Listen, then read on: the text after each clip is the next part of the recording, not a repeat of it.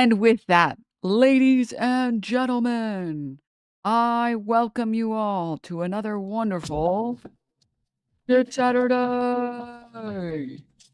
Yeah. Strum Dog, thank you for the 5 gifties. Thank you. Oh, yes. Good morning, everyone. Welcome, welcome, welcome. It's time. Denims Broadcasting Service, brought to you by viewers like you, for viewers like you. And we got a lot to talk about today.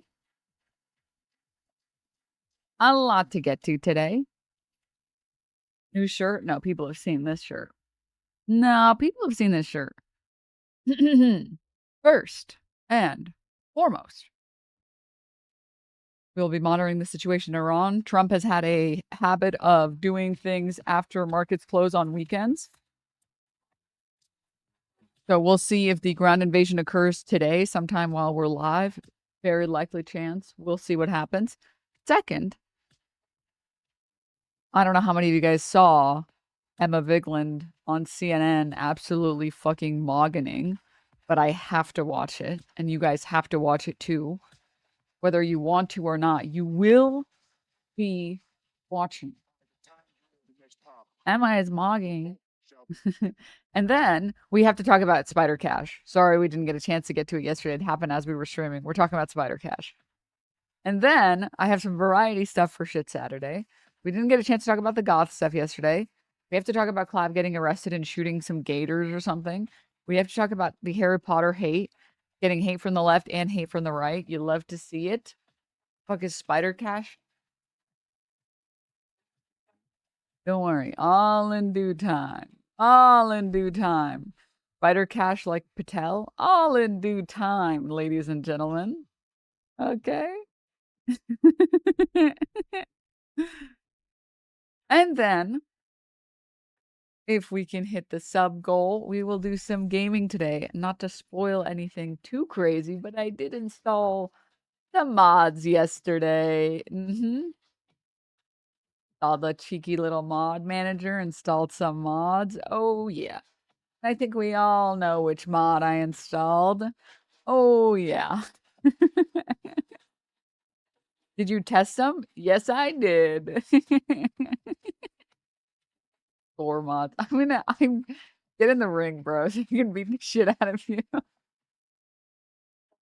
I saw you thirsting after goth mommies on Twitter. Game recognized game. But Strum Dog, thank you for the 5. Squirrel friend. Thank you for the prime. All right. Well, I'm thinking it's time to begin. Whoa, chat. Whoa. All right. Good.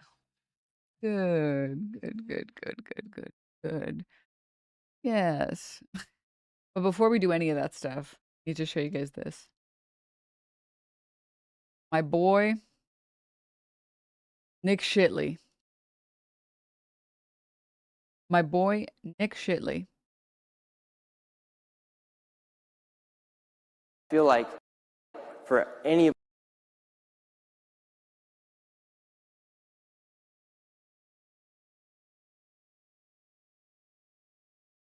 Here to hit us with some real shit, bro. All right. Lock the fuck in. And one thing for you Nick Shirley's eloquence really brings a tear to my eye. to think about is, who are the critics? Who are those people that are saying that you're the bad person or that what you're doing is not right? Well, a lot of times it's the media. A lot of the times it's that person who listens to the media where they've lost that idea of common sense thinking. And so nowadays, the most important thing I feel like for any of us to do is to think, okay, is the cause I'm fighting for, is it a controversial issue? Or is it actually non-controversial, but it's an issue that has become controversial from the critics? And we cannot ever pander to the critics, and we have to keep pursuing a worthy cause. Because what we're fighting for is worthy. America is the greatest country in the world.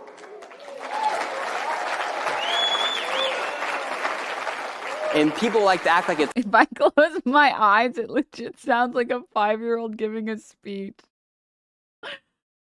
No. It's not, but meanwhile, all the other countries had thousands of years to do it. We had 250 years to do it. Camera is so fucking big, and whatever made us the greatest country in those 200... Sin Carnage, thank you for the 10 gifties. Thank you. Kill Cylinder 64 months, let's go. Hold up. Shh. Guys, we have to lock in. 50 years, we need to make sure that it remains that same way, or else we will fall and the critics will win, and we will not stay the greatest country in the world.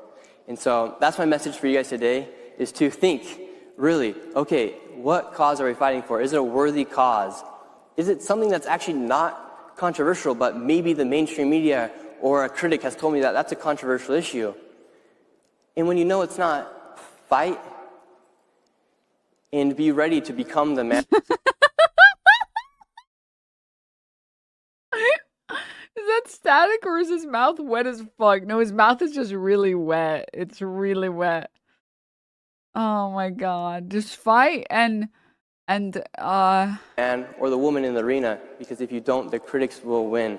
And this is the greatest country in the world for a reason. We did it in 250 years. Everyone else had thousands of years to do it, and we did that.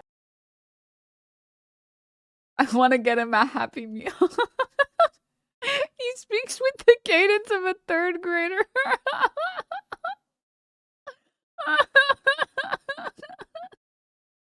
He might choke on the toy in the Happy Meal. Joking warning for 3-year-olds. You're so right about the cadence part. Because normal adults, they have like a beginning and an end of a sentence, and you can tell just from pitch alone, where the sentence starts, where the sentence ends. When like elementary school students are talking, they don't even know when their sentence is going to end. They haven't figured it out yet. They're figuring it out in real time. They're like, and then you go to the store and so buy, and I like the toys. They just kind of, the sentence ends when they get tired of speaking. Once they feel like they've run out of things to say. And that's how he talks. Then we have to fight to go to the polls, and if you're the man in the arena, you're America's the best, so we have to make it good and everyone fight for benevolent.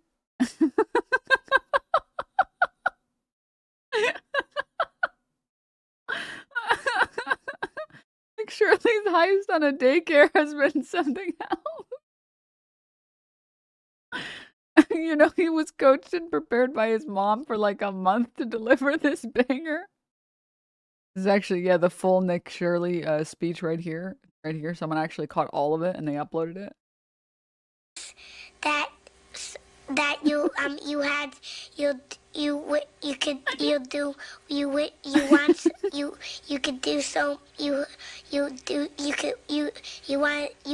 him to do you so much you could do anything.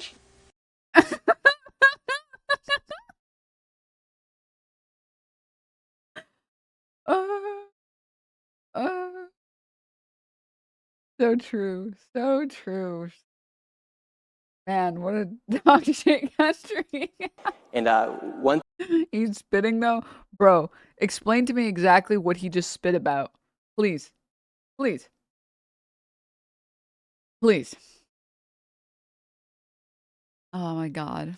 That kid had better diction than Nikki? Yeah, dude, you're not wrong. He literally is okay, if you meant literally spitting, yes.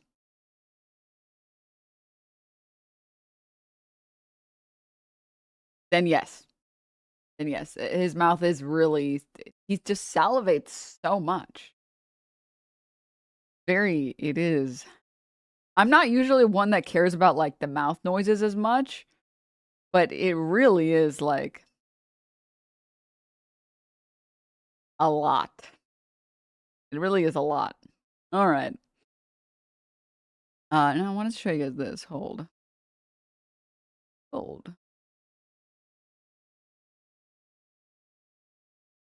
Very damp. It's because you just recently stopped breastfeeding. Dude, you can't say that. That's illegal to say.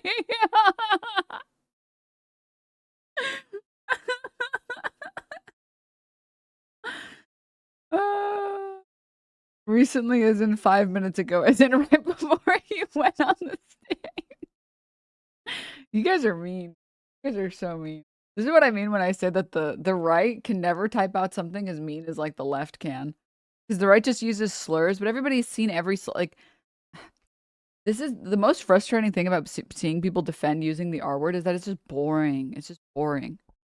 I don't even care about like the wokeism of it. It's just such a boring term. Like, be more original, bro. Like that one clip, the clip where it's like, of course I know you. You're a world wonder. You're the first speaking monkey to talk English. It's like, oh, like that will damage your soul much more than someone throwing some stupid slur. It's just boring. Oh my God. It's just cringe. I just don't care. I just really, ugh. Oh my God. My English teacher taught me that. Use a more creative way to insult someone. All you're doing is just showing how dumb and uncreative you are. Yeah. I totally agree with you, man. Totally agree with you. Completely, 100% real. Alrighty. But yeah, they're doing the CPAC event right now. CPAC 2026. Yes. I hope they get Nicki Minaj up there. And I'll let you guys know if I see anything interesting or worthwhile. Oh, all right.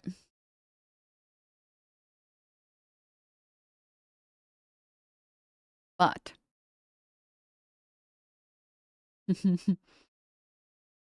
but I wanted to pull this. I wanted to look at this with all of you. Guys, please stop using the G. What, goober?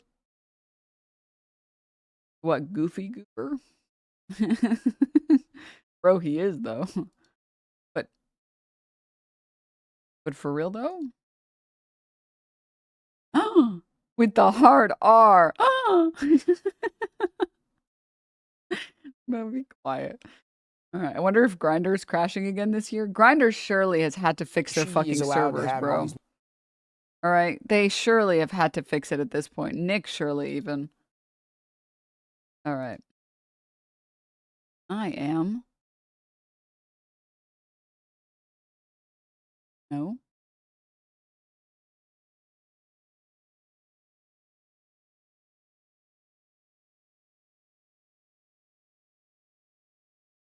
You talked about Ben finally being able to fight for Israel. Ain't no way. Bro. Ben would literally not last a minute on the battlefield. Can we just be real for a moment? The Iranians would take him prisoner and just be like, okay, Ben, you got it. Come on, try and reach for it. And he'd be like, no, give it back. Give it back. And they just hold his head and just watch him try and reach for whatever gun or fucking podcast mic or whatever. Oh, actually, you should understand that you should give me back my podcast mic because you are defeating the marketplace of ideas by not allowing me to speak. Huge congratulations to Ben Shapiro, who's eligible to fight in Iran now that the U.S. has increased the age of enlistment to 42. Sure, Ben will be signing up any minute now.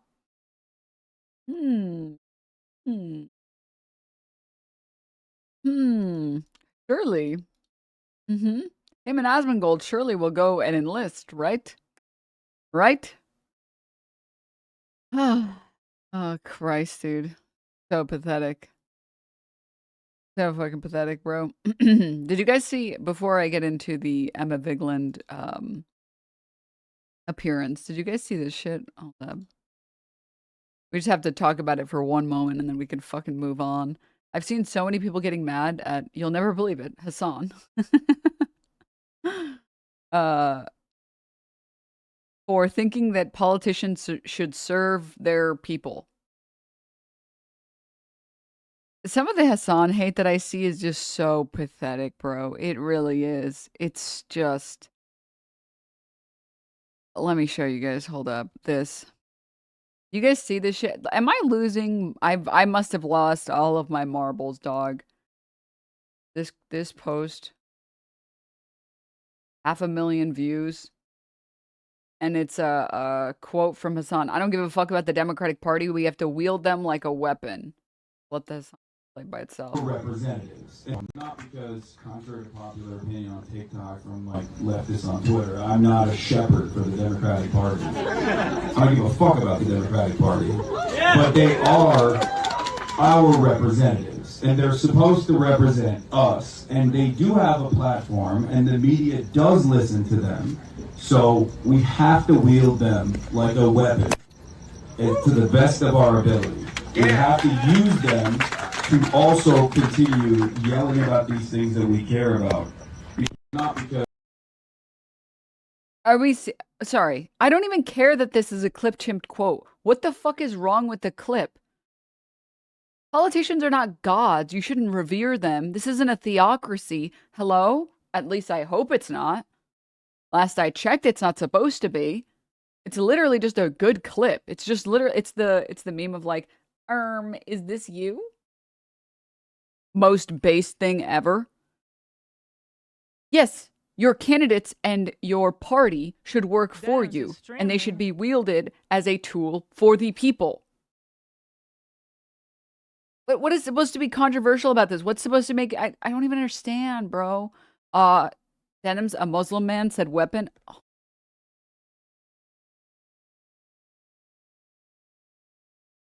You know, I didn't think about it that way. Oh my goodness. You're so right, King. You're so right. It does make me happy to see posts like this where I don't feel like I'm losing my fucking mind. It's a great point. What's the point of a political party if it doesn't represent the people who vote for them? I agree and disagree with him. We should use politicians that like tools, but we've all learned that Democrats do not represent the people, but the business class. Well, he's saying that it shouldn't be like that, right? So I don't think there is even anything necessarily to disagree with on this front. Oh my God. Skill Cylinder, thank you for the 5 gifties. Thank you. Thank you. That's what the party movement did. The thing the New York Times has been wanting to do. It's just so pathetic. Is it possible to make a progressive case for transhumanism? Humans enhanced with tech, but with their own choice? What about that isn't progressive? I don't see anything about that that's not progressive. You fight with weapons, not tools. Well, sometimes you need a tool and sometimes you need a weapon. But regardless. Democrats are in fact tools. He's saying that it should not be the status quo. Yeah.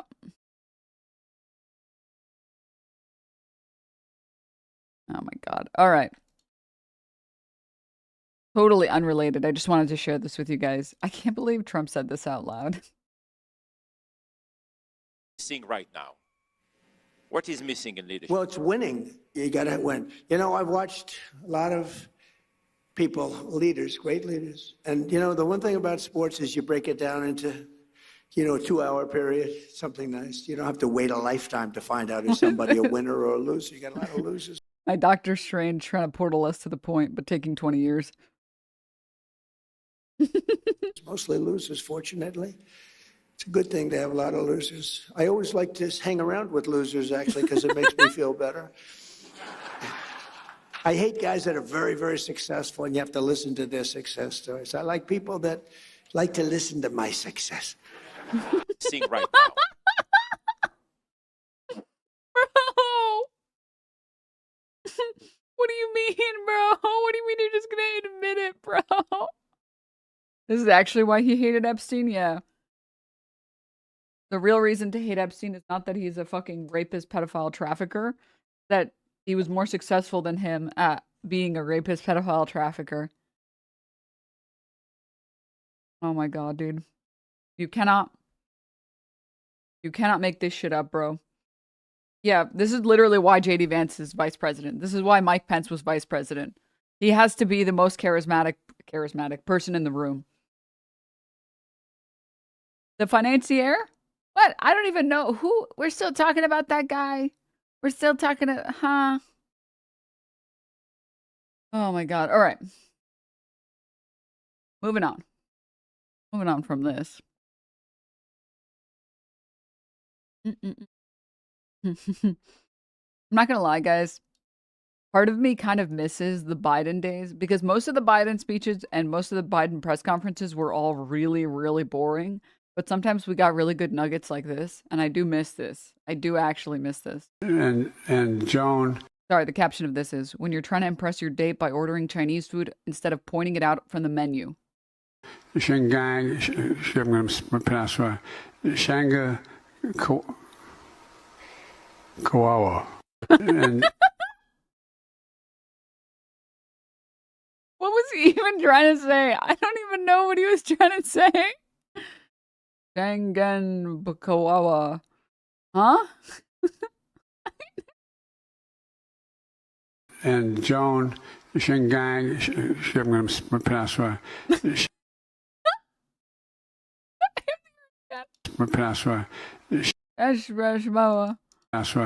Shanga Kawawa.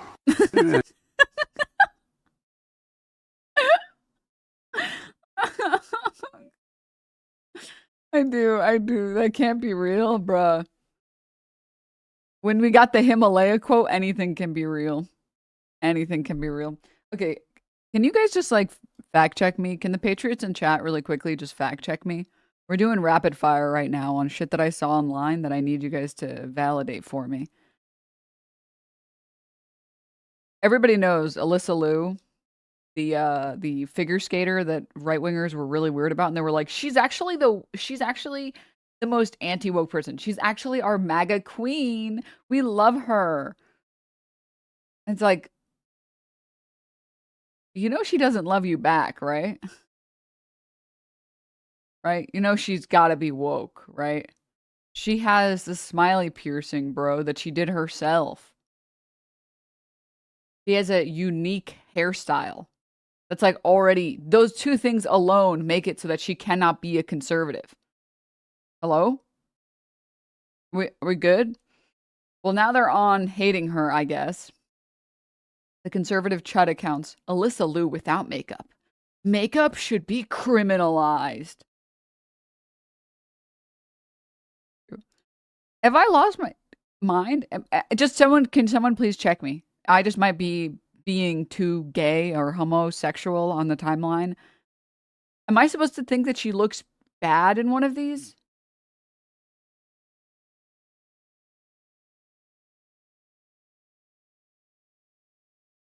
Any straight men in chat? Moncheck?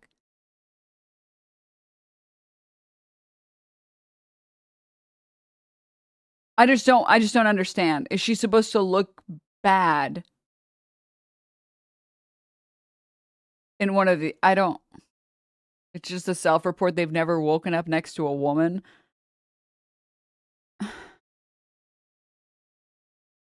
Huh?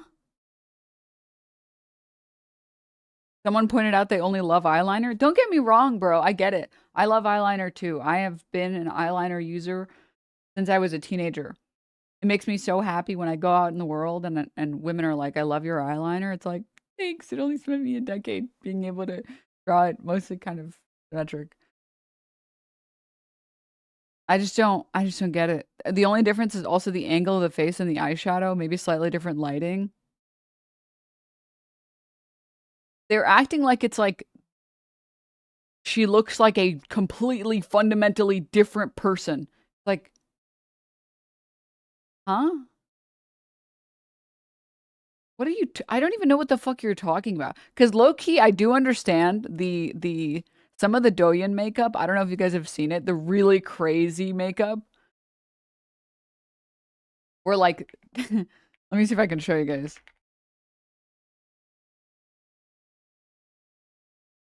I want to see if I can find like a good video. There's one that's like really funny that I wanted to share with you guys. This one.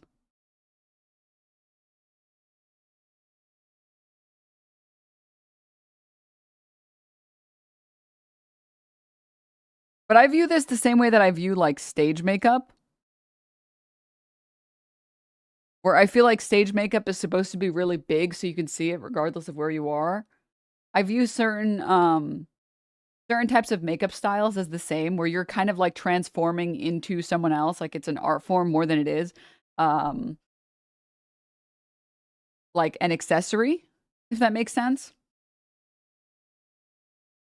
Yeah, like, okay, sorry, let me show you guys. So I understand some makeup styles being like, whoa, you look so different. So this one, Douyin makeup is scary to me.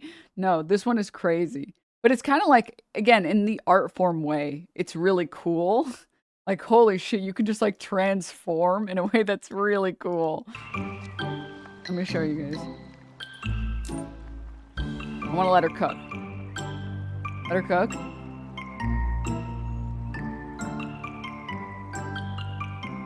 Okay. Hold.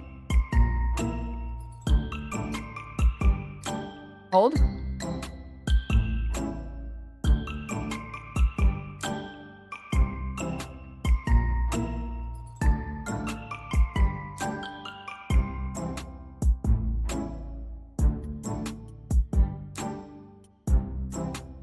Hold.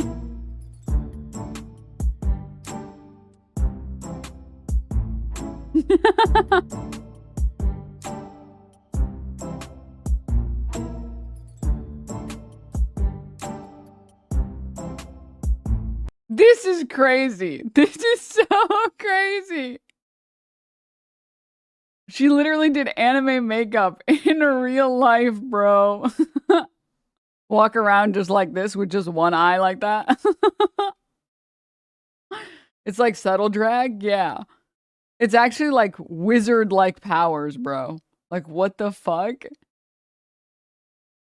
It's very cool. It's very, very cool.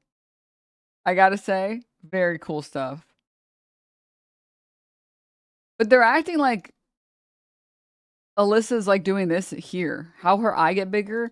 Part of the strat is like basically you extend the makeup past where your eye is. Like, I can't really show it well. I think maybe when she zooms in, you can see it. These are some mystic arts. Do you see how she draws like this line? I can zoom in a little bit more. She draws the line like way lower than where her eye actually is. So her eye stops here. Her like bottom waterline stops here, but she draws the eyeliner all the way down here. It's really cool. This is straight up disguise level makeup, right? Yeah. It's really, I have like, again, like I said, I have a respect for this makeup in the way that I have respect for like any art form where it's like, whoa. I don't think any of this stuff works in real life, only on camera. I think some of it does on some level. I think that usually when you do, from what I've read online with like heavy makeup, in real life, it just looks a little bit less. There's one video that says like, that shows it. It all has to do with lighting. When the lighting is coming from the front, it'll all look really good. But when the lighting is like from the sun, overhead, it looks worse. So it only works in certain lenses. But anyways, it doesn't matter. Why are Republicans so bad at this? And then you have like fucking MAGA face, which is obscene.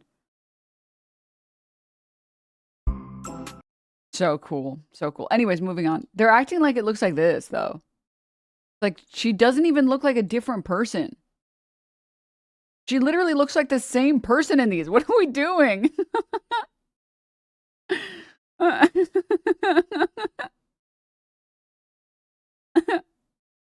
It's just like a woman who put on some eyeshadow. Hello?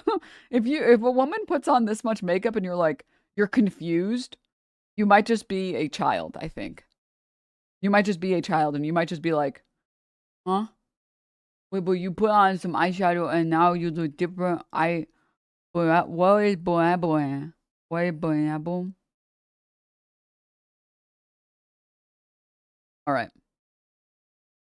Maybe they've just never seen a woman smile before. Yeah, I don't know.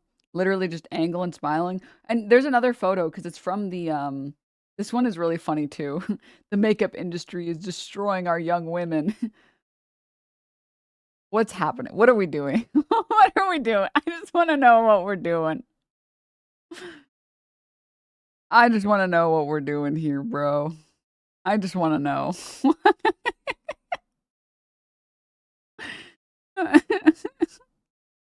Oh, God. I can't tell if you're just being sarcastic, bro. Take her swimming on the first date. I'm just going to assume you're being sarcastic, bro. I will say, when dudes are like, take her swimming on the first date so you know who she really is, it's like, makeup is waterproof, dumbass. If you really wanted to take her somewhere, you know what would actually do something? Taking her to the sauna on the first date, because sweat will destroy your makeup. Oh, anyways. All right. All right. Okay, moving on from this.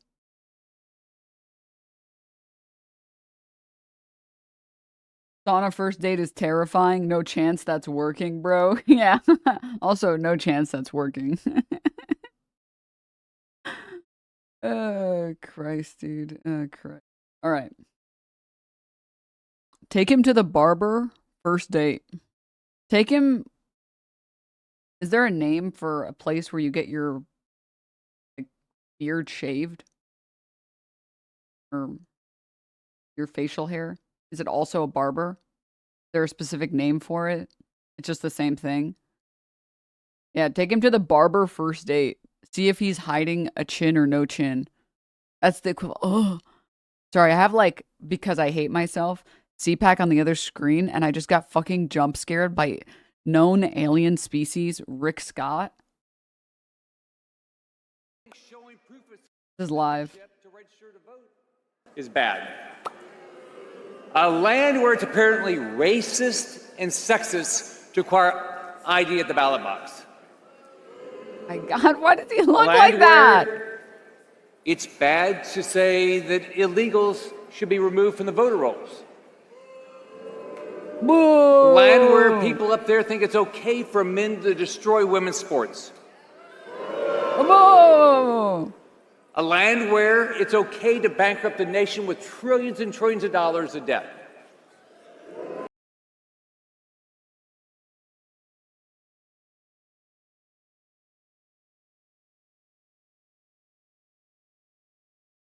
You. Where's that land? Washington, D.C. A land far removed from the reality of everyday, hardworking Americans just like you. In fact, at 2 a.m. on Friday, the Senate took a vote, which I opposed, that didn't fully fund ICE or Border Patrol. Included nothing about the Save America Act. Now, all of us want to make sure TSA is fully funded. Basically, all of government should be funded. By the way, the Democrats all got all their stuff back in January. But look, the deal was a bad deal. And here's the worst part. All these critical workers like TSA, they didn't get paid. Thank God for President Trump that he's going to get them paid, right? Dude, why does he speak like Nick Shitley? I don't think I've ever, I guess maybe I haven't listened to Rick Scott speak enough because usually I get jump scared so bad I immediately close the tab out of fear. It's like, ah! Oh, okay, whew. Why does it's giving Nick Shitley, same education? Oh, true.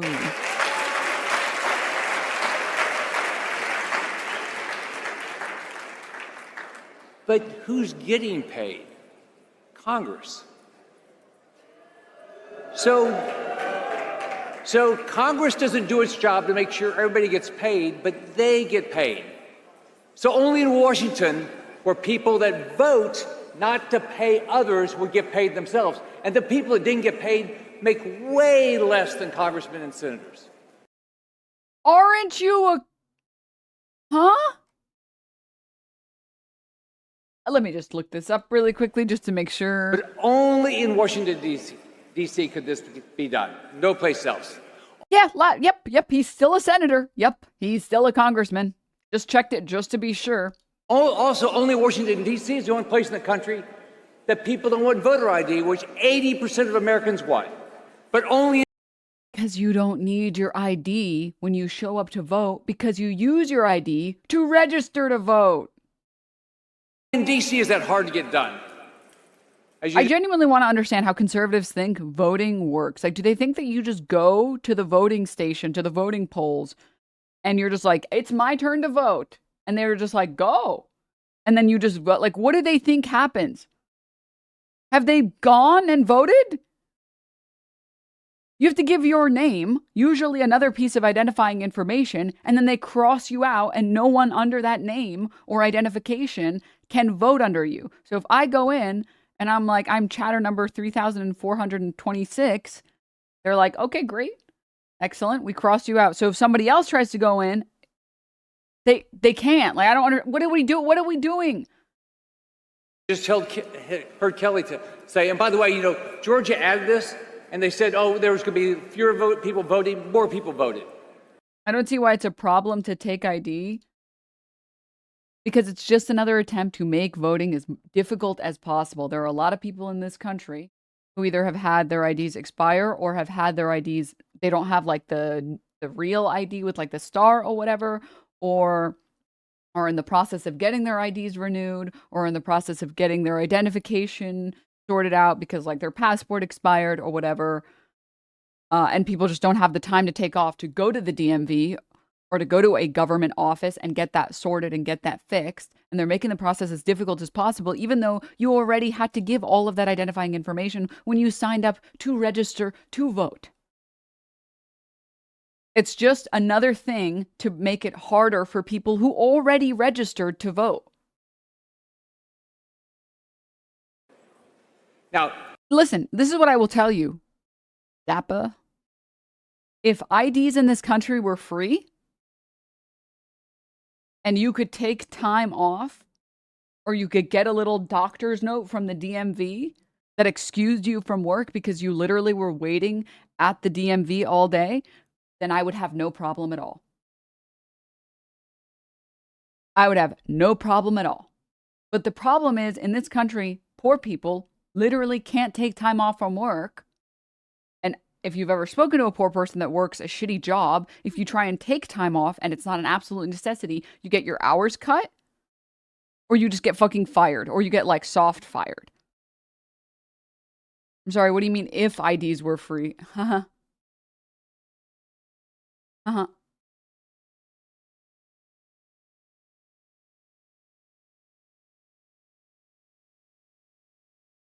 Unfortunately, it's not just Democrats who are opposing this stuff.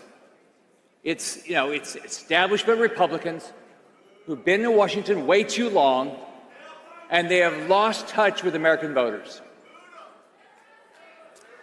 So these anti-voter establishment politicians make the case for why. What should we have?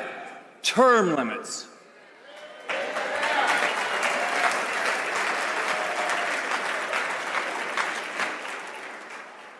In 2018, when I ran for the Senate, my first ad was about term limits. And Mitch McConnell asked me if that was going to be my only ad. So these anti-voter establishment politicians think it's more important to help their buddies that are lobbyists than their voters. You're talking about yourself. What do you mean? What the fuck? I'm not a Yank. You have to pay for an ID in the US. Yeah. Yeah. I think like last I checked, it's like at least $35 for an ID in most states. And if you want a real ID, which basically just has like it has the same power as like a passport sort of, at least domestically. It's got a little stupid star on it. It's about $70. And then you usually need to wait like 2 or 3 months for them to send it to you.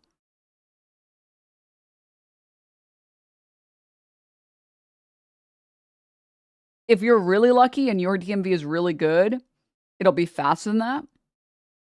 And especially when you're renewing IDs, usually it's a little bit faster than that. But yeah. I think real IDs are going to become mandatory also. When is it? Like in like a year or two or something. I think it's like 2027 real IDs are supposed to be. What the fuck? $35? Yeah. You want to vote here, which is mandatory. You show up with your state-issued ID and you vote. Yeah, which again, if IDs in the country were free and it wasn't like this obscene process to get an ID, that wouldn't be a problem. But one, IDs are expensive. Two, usually when you, I don't know when the last time is that you guys put in a request for some official government documentation, there's always something wrong with your filing. Every other time I've had to file something with a government body, oh, you filed this wrong. Oh, you didn't check that this specific square and this specific thing and column G, you needed to do this. It's like, right, of course, my bad. Okay, and each time you do that, it extends the period of time that it takes before you can get your ID. So it'll be like 2 months for them to review your application and check and see if everything is in order. And then if it's not, it's like, hey, refile everything. And then wait another 2 months before you see if you can get your ID. My mom had Medicaid renewal canceled twice. They're asking for her paychecks if she still works. She's 75, bro.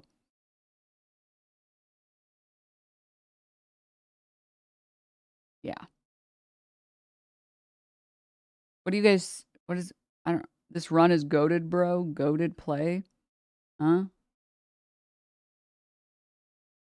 Huh? Someone were watching this stream or something? I don't understand. All right, whatever. Keep spamming hoes. Continuing.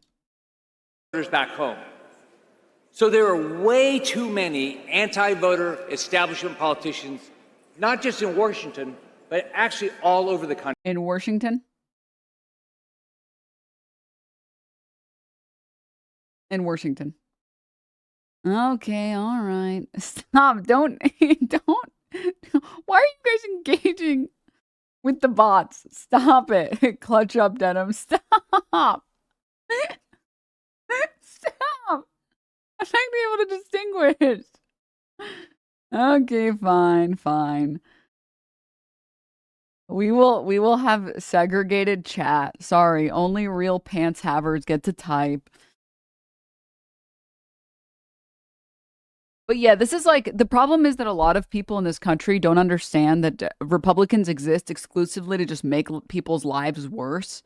They literally they can't perceive a world where Republicans exist only to make your life worse. So like, listen, in countries all over the world, voter ID works. It's a bit condescending to say people can't get an ID. No, it's not. It's literally factually true.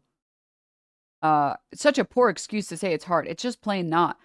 Again, the number of people that would not be able to vote if they didn't have their ID or if you needed ID at the time of voting is so obscenely high for no reason, because the process of getting your ID renewed or the process of getting an ID in this country is so unbelievably annoying. If you are a member of the lower class in this country, the working class in this country, what is it, like 60% of Americans can't afford a $500 emergency? These are people who cannot take time off of work. If you try to take time off of work, you get your fucking hours cut by your piece of shit boss.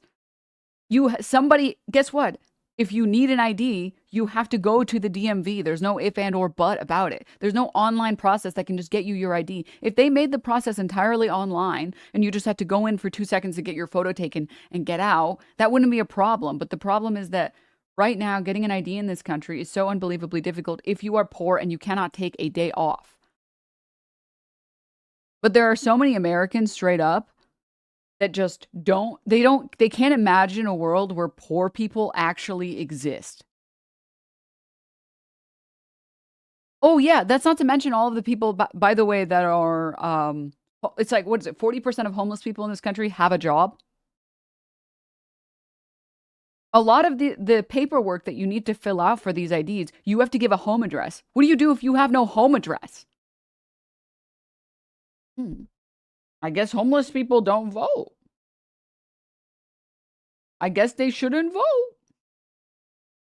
It's so stupid. It's just like, I was a banker at a downtown branch. Lots of homeless people, they wouldn't get benefits to their bank accounts. Sorry, They get benefits to their bank accounts, but they have no ID. So I'd help them because other bankers wouldn't even get them $100 from their own account. It's so disgusting. They couldn't get IDs because no address. It's like, I'm sorry that I actually care about the working class people in this country that suffer and you don't. And literally, once you realize that Republicans in this country exist to make your life worse, everything that they do makes total sense. The only reason to engage in we need voter ID, we need it, we need voter ID for safe, secure elections, we need the voter ID, is because you've fallen for the propaganda that Republicans spew.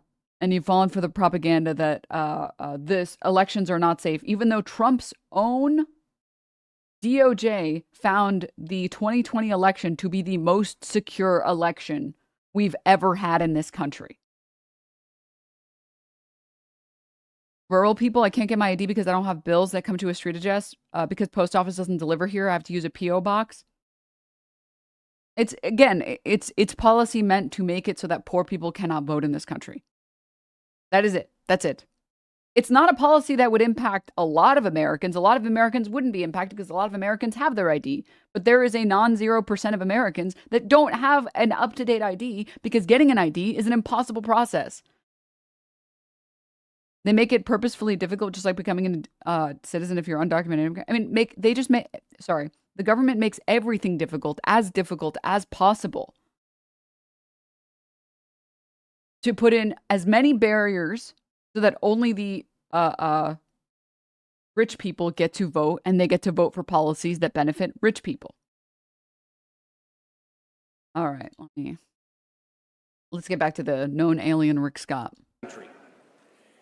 Also, chat, just want to say, if you're enjoying the broadcast, like watching the stream, and you'd like to support the stream, you like us making fun of Rick Scott, talking about progressive issues, soon to be talking about sexy goth ladies, feel free to throw a prime over this way. It is totally free. It's probably just sitting there collecting dust. Basil bucks going to waste.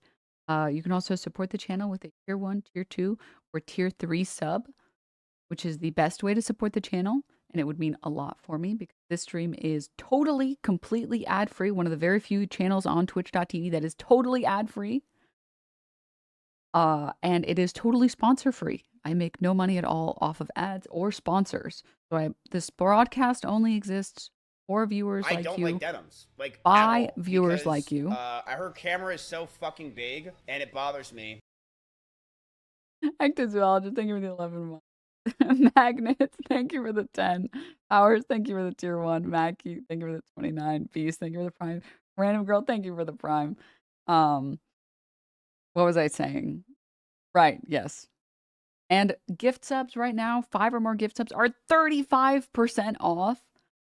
So this is the best time to sub. This is the best time to gift some subs to tier 1, tier 2, tier 3, or prime. Give some chatter, some pants. And right now, in this random ass bot wave, some people said the bots were like brigading Will Neff's channel yesterday also. Well, if you'd like to let another chatter in here speak, they are literally silent. They literally cannot speak right now. They have literally been muzzled because they are pantsless. So this is a great time to support the stream, support the broadcast, and also give chatters the ability to speak and not be silenced the way that so many are silenced. Are they silent or silent? They are silenced. They are silenced just like every conservative in this country.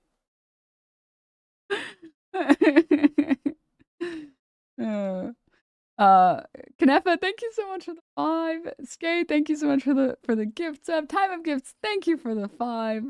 Thank you so much. Zen, thank you for the prime. Jack, thank you for the tier 1. Sicko, thank you so much for the 3 months. Thank you. I have pants, yes. Yes, welcome, pants havers. All right, continuing. Elected, they almost immediately forget about the voters back home and why they voted for you and what they said when they were running. So, in true CPAC form, let's take a poll. So make some noise if you agree with this. Should we stop electing politicians who tell us big government is the answer?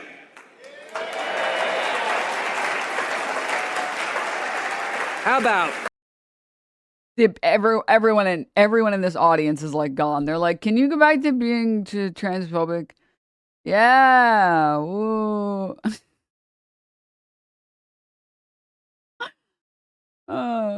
Need to make sure to stress Real ID doesn't work to vote under the SAVE Act. Need to stress to get or renew a passport if at all possible. Oh, right. Yeah. Which, don't even get me started on the SAVE Act. Should we stop electing politicians who are more focused on illegal aliens than hardworking Americans? Love the idea that illegal aliens are also not hardworking Americans.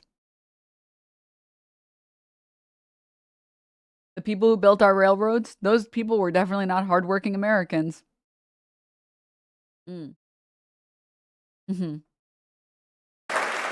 Should we stop electing politicians that can't balance a budget?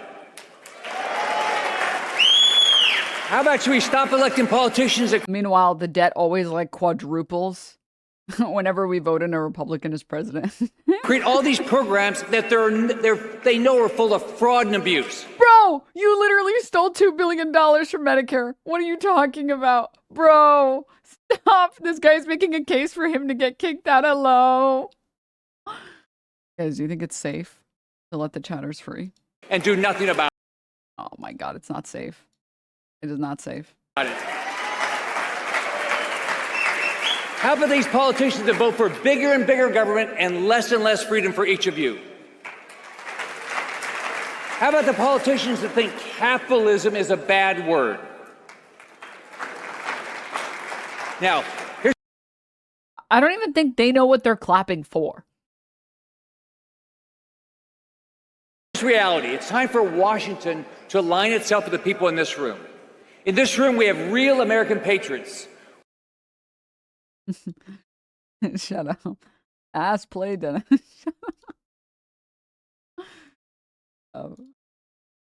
We have real Republicans, and we have hard-working Americans. Politicians in D.C. should align with us, not with their lobbyist buddies up there. He's literally just talking about himself. I feel like I'm going insane. Now, in November 2024, voters overwhelmingly elected President Trump because they wanted to see the agenda he ran on enacted, right? Yes, imprison Rick Scott for fraud. Yes, imprison him. Behind, thank you so much for the 50. The Let's mullet fucking rolls go. are gone, people. Holy. Chat, you have to say thank you if you get gifted a gift sub, or else Dan Clancy will beat the shit out of you and your entire family. I'm not joking. Dan Clancy personally told me that, alright? Dead Rat Alarm Clock. Oh, your name. Thank you for the 19 months. Lisa, thank you for the 4. Jay, thank you so much for the Prime. Goro, thank you for the Prime. Mike, thank you so much for the 6. Dawn, thank you for the Prime. Wabbits, thank you for the 20. Sicko, thank you for the 3. Guys. All right, continue. Voters across the country voted for Republicans who ran on the same agenda, the president's agenda. But now some of these people, once they're in office, some of these anti-voter establishment politicians have completely forgotten what they told the voters. Now, well, here's why. You don't know how we vote, right? You don't follow us. That's what they think. They don't think you have any idea what we vote on. Now, Trump ran on bold policies to secure a border, stamp out fraud, make sure elections were secure, and turn this economy around from the mess Joe Biden and all his cronies left us with, and his auto pen. By the way, have you ever been... You know how terrible it makes me feel to defend Biden? I think it's currently the case that my most viewed clip on Twitch is me shitting on Biden and calling him Genocide Joe and saying, I don't care that he has cancer or whatever. You know how mad it makes me when I have to be the one to defend Biden and say Biden actually tried some policies that would make people's lives marginally better?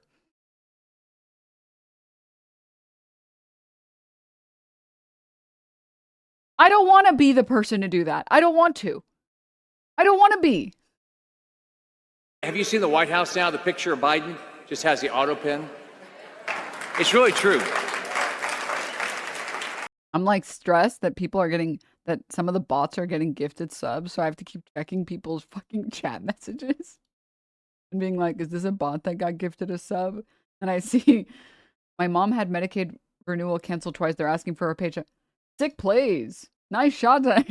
Stop. Yet Trump's agenda continues to get stymied almost every step of the way by Democrats and some so-called Republicans. Now, look, you and I didn't vote for President Trump so his agenda wouldn't get done, right? We didn't vote for him so his agenda would be blocked. So some people say there's nothing the Senate can do about it. That actually is not true. First off, don't you think it's time we pass the Save America Act? No.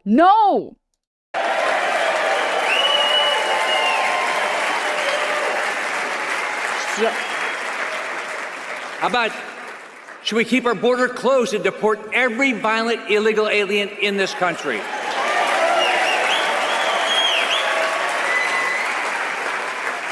It's a time we get tough on China. They want to demolish our way of life. Based, yes, please, China, please. You should destroy our way of life. I hate our way of life, please, yes. It's time we do what Trump said, put America first. Now, by America first, I mean Israel first. Yeah, give it up for the Epstein class. Give it up for dying for Netanyahu. Yes. All of you who just showed up to CPAC, every single one of you, I am happy to announce you have all been drafted. Not here, but in D.C., this will be very controversial. But there's a way to get the president's agenda done. There's a way to help get every promise he made accomplished. Everything he ran on 2024. And you know how to do that? We need to blow up the filibuster. So, can I say something controversial?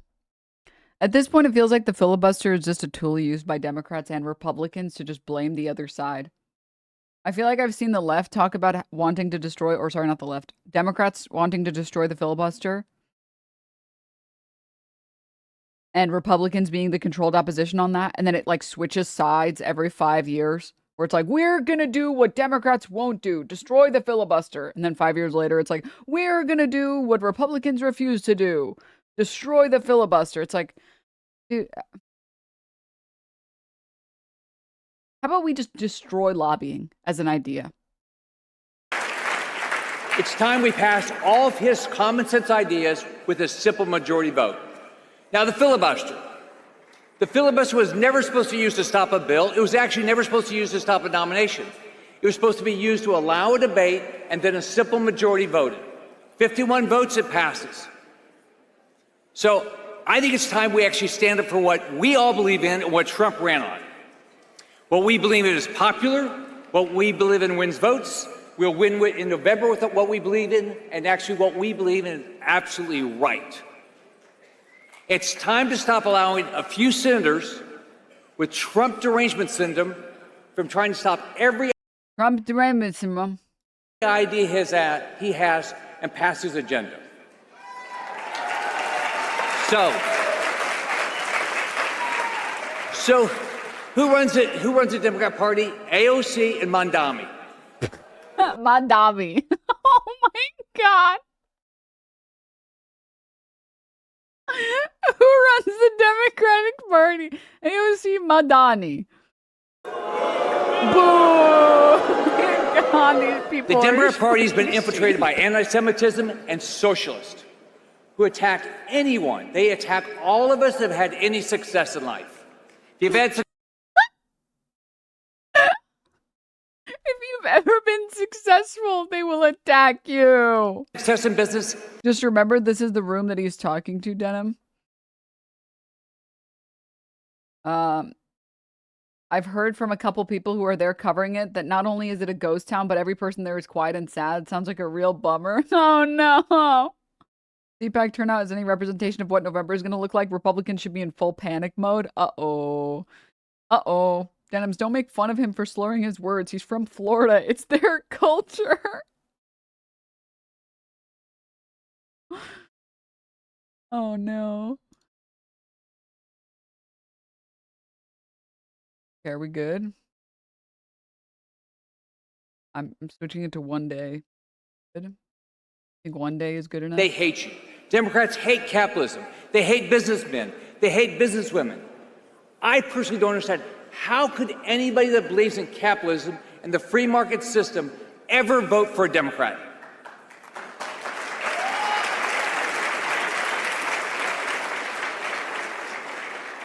So think about it. Socialism is running rampant in some of our not great cities. Are not great cities? But Chuck Schumer is okay because he's afraid of a primary by AOC or Mamdani. They're turning New York. Dude, it's not that hard of a name. It's really an easy name. It's pronounced exactly how it looks. It is pronounced exactly how it looks. Into New Havana. They're going to destroy the city of New York. Look, it doesn't just stop in New York. Let's look at the new governor of Virginia. It's going to destroy the city of New York. Meanwhile, New Yorkers are the happiest they've ever been. In how long? This is like the first mayor that New York has actually loved and has continued to love for 2 months, 3 months straight. 2 months. All I see on my timeline is pro-Mamdani tweets from New Yorkers talking about how holes are getting filled or something and people are being plowed or something. So, listen to this. Socialist Democrat legislatures in Virginia passed this anti-gun bill. But who did they create exemptions for? Themselves. So you can't exercise your Second Amendment rights, but they can. What's that sound like? Maybe communist countries. So government can be armed, but you can't. So think of communist China, Russia, Iran, Cuba, Venezuela. And some good being armed does when anytime you ever protest in this country, the right will just guarantee that they're allowed to fucking kill you because you had a gun. What's the whole point of having a gun in this country, according to conservatives, is to be able to fight a tyrannical government. And when you protest with a gun, not even brandishing it, the government fucking kills you, doesn't investigate the people who killed you, and then cheers on your death. Oh, okay. Well, some good guns did there, bro. Before Trump got there. So this is what they're doing. They're destroying our freedom. Now, let's go to California. Gavin Newsom. Dude, he really is like Satan, bro. He's really like Satan's spawn. What do you mean he did this in real life, bro? What do you mean he did this in real life? Oh my God. Let's go to California. Gavin Newsom. He was like, So Gavin Newsom and Karen Bass, yeah, he did a Mr. Burns, bro. He literally did the Mr. Burns. He said, yes, I am an evil employer and I will take every penny. Yes, good. I will scam this country. Billions of dollars. Yes. Oh my God. Again, yeah, this is goddamn Twitter account. Fucking hospitals. He's finished plowing. Now he's doing rim jobs. New Yorkers, join us in the first ever Mayor's Municipal Madness, a competition of city fixes where everyone wins. City workers fix thousands of tiny annoyances every year, from broken basketball rims to bike path bumps. This year, we're highlighting 16 of those fixes, from exacerbating 8 to the frustrating 4 each. Holy fuck. Every item in each round will be repaired, but you'll be voting on which fix will be done by me on day 100 of our administration. That's so dope, bro. Let me play this. Like shooting your shot. Normally, our incredible... The fix is coming. The fix is in. Welcome to the Mayor's Municipal Madness, a first ever competition of city fixes. City government fixes thousands of tiny little problems every year, like a broken basketball rim or a bump on a bike path. Small frustrations like these are our job to worry about, so you can focus on the big things. Like shooting your shot. Normally, our incredible city workers handle the fixes that keep our city running. But over the next 2 weeks, I'm asking you to vote for the one repair you want to see me fix. These repairs include fixing tennis courts on Staten Island, broken benches in South Brooklyn, or missing trail markers in Queens. And here's the best part. We'll be fixing everything on the bracket, regardless of which one gets the most votes. It's a game where everybody wins.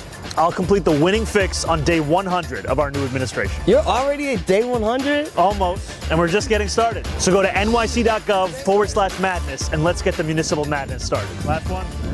That's one. Voting will begin today. And remember, there's no problem too small, no task too big for government to solve. I feel like it's solid. Make sure you vote for the Mayor's Municipal Madness first ever bracket of all time. All time. I'm just gonna I just want everyone in here to close your eyes and do your best to imagine a world where Cuomo could ever put out a video like this and realize that world doesn't exist. This world can only exist because Mamdani is mayor. Mamdani's so efficient, people are getting mad that their governors, their mayors, their congresspeople are shit and do nothing. And again, I said this earlier in the pre-show, but I want to reiterate as well right now. This is why the establishment was so afraid of Mamdani.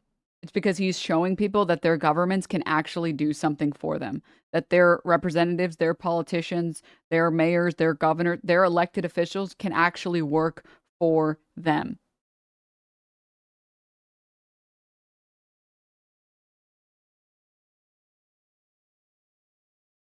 Cuomo would be making AI ads of Hasan. He'd be uploading videos on YouTube with like the AI photoshopped Hasan like balding.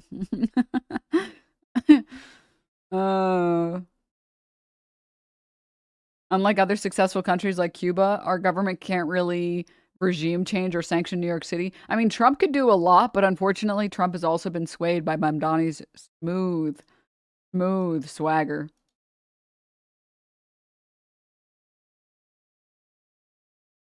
Unfortunately.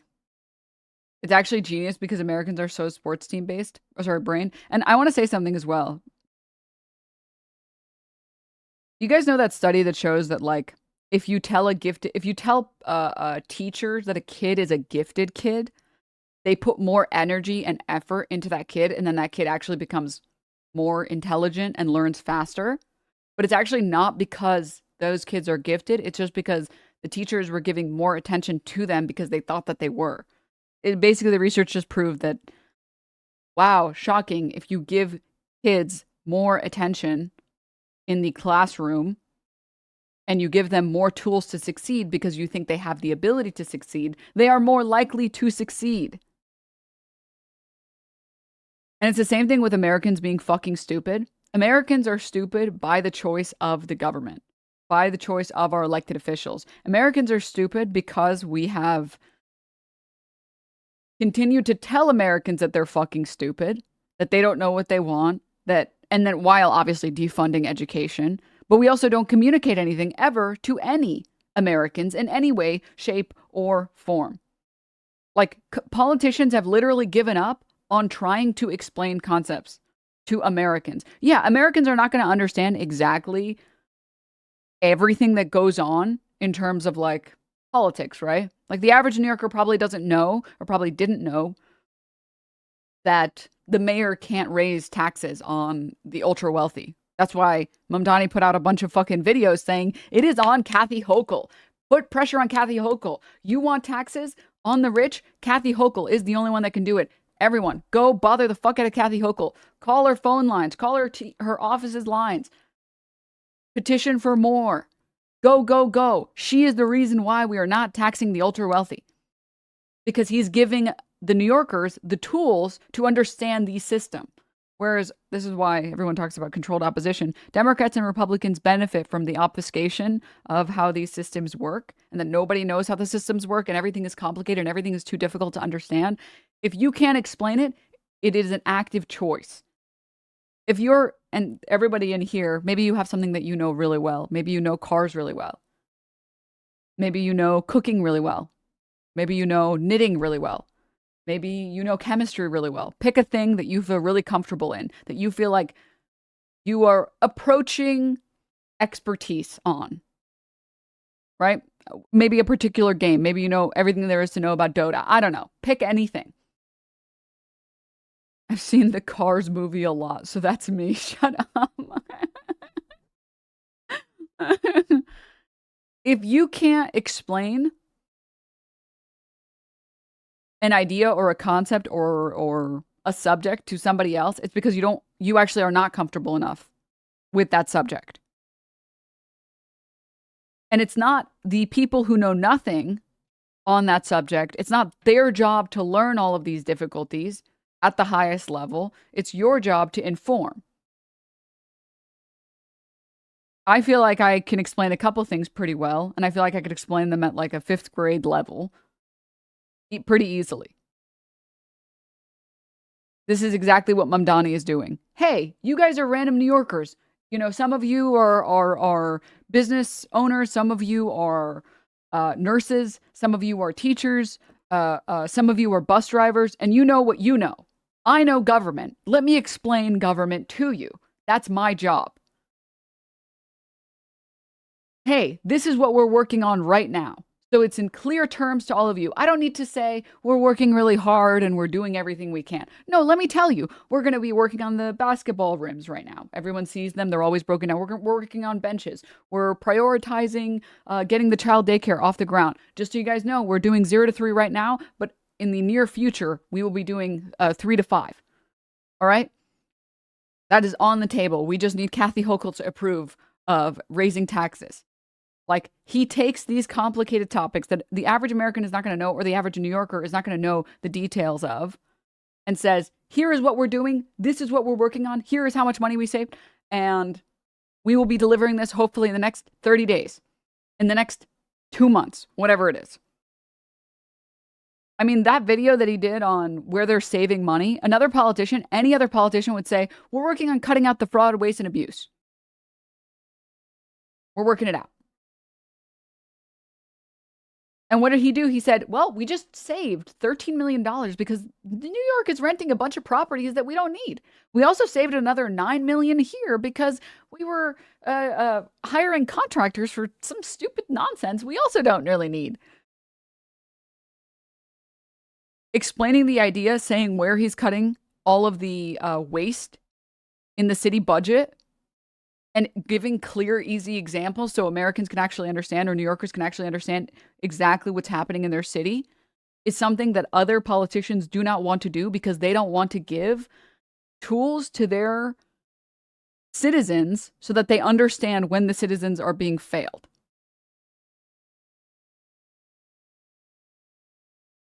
This chatter's earned. Hold up. Wait, I missed one.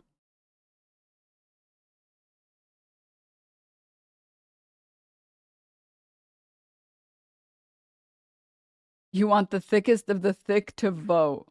It's almost like you think stupid people don't exist. I mean, I think Nick Shirley exists, but I think those people are failures of our education system. And I think if you had a better education system, we wouldn't have those problems. And if you're talking about you want the thickest of the thick to vote, wrong. If you think the poor people in this country are consistently always the dumbest people, you're completely incorrect. If you wanted to make sure that no, people are not all able to grasp all concepts, speak for yourself? No. Self-report. I disagree.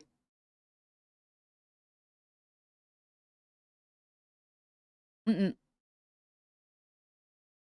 think there are areas where people will excel and there are areas where you will struggle.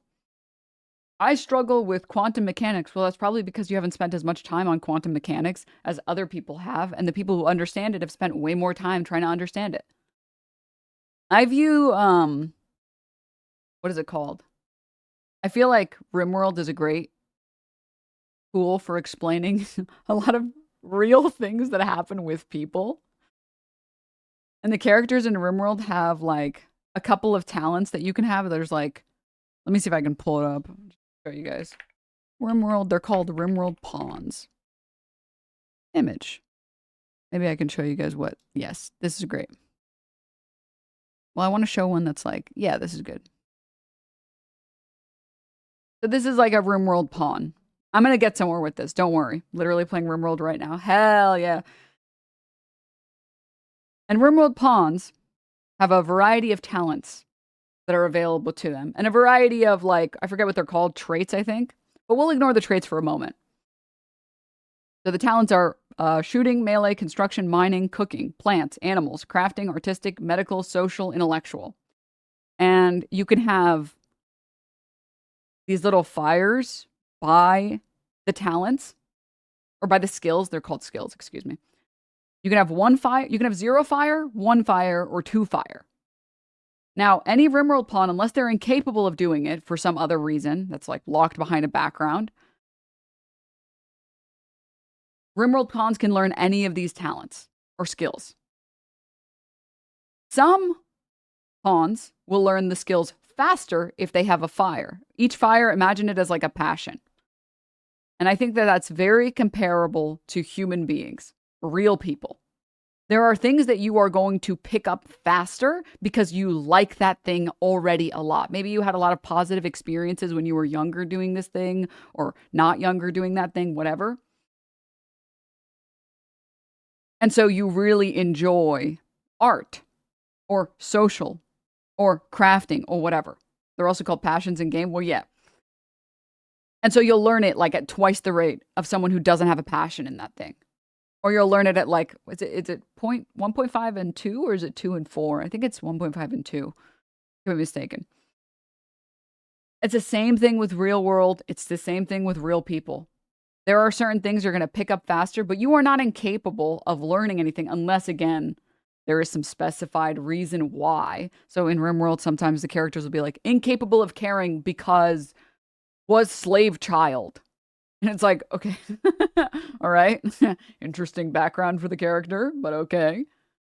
Otherwise, they can learn anything. The idea that people can't learn things because they're too stupid is so fucking bullshit. I just disagree. I think there are things that you'll learn faster because you enjoy doing it, so you're willing to deal with the discomfort with learning.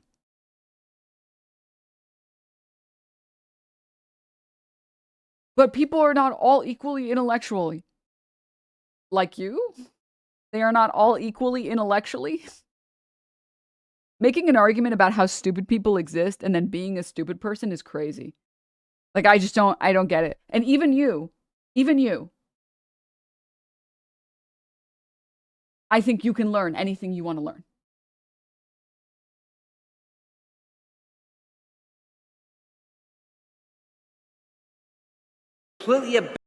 Me? Me smile? Wait a minute, me? You know what's really going to cook this chatter's noodle? This is everyone's first attempt at being a human being. Real. I mean, again, dopamine is the key to learning. The more dopamine you experience when learning, the faster you'll learn. But that doesn't mean you can't learn things. Well, yeah, I mean, I'm sure everybody in here has things that like piss them the fuck off because they don't have. But it's hard to learn things, then perish, yeah. Like, I will tell you, I really liked art growing up. I really liked fart growing up. And so I was willing to deal with, like, the growing pains of struggling with anatomy. Like, drawing anatomy or, like, backgrounds or whatever. If you receive very little dopamine or very little pleasure from a task, you're going to struggle to deal with the negatives because you're so rarely getting the positives. Even think about like games. Why do certain people like certain games over other games? It's because the positives in that game are worth more than the negatives. That's why different people go towards it, because people are different. But that doesn't mean you can't learn something.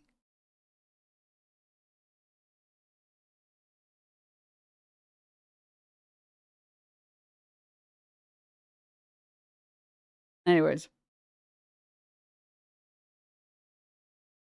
I figured it out. This chatter's British. Well, of course they're British. They describe people as being thickest of the thick.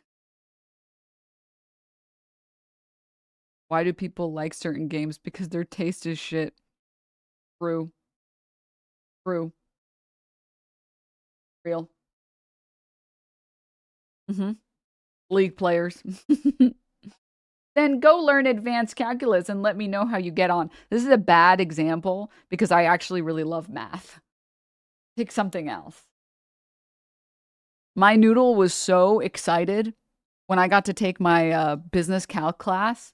My noodle was spinning. I was like, dude, yes! That class was so funny because like 50% of the students had A's and the other 50% had F's. Yeah, I'm not the right person to be like, oh yeah, if you're so intellectually equally, then go do math. I love math, unfortunately. I've been a math loser for my whole life, but that's where I got the passion idea from. There were certain subjects, like I remember hating history, but I think a big part of your passion is developed early on in life. So I think like if you have good teachers in a subject, you will start to learn and enjoy that subject way more than other subjects. So like my math teachers, I guess the math teachers I had when I was really young were really nice and they were really like encouraging. Because I loved math. And I remember having history teachers that I fucking hated and English teachers that I fucking hated. And it felt like it didn't matter what answer I put down. It didn't matter if I said that the door was blue because it symbolized something or it didn't symbolize something. I would still get like a C or whatever, or a B or whatever. And it would make me so mad. It was like, ugh. I want to help my daughter on math, but I'm not any good. Any tips? Khan Academy. Do they still make videos? I used to do a little bit of math tutoring.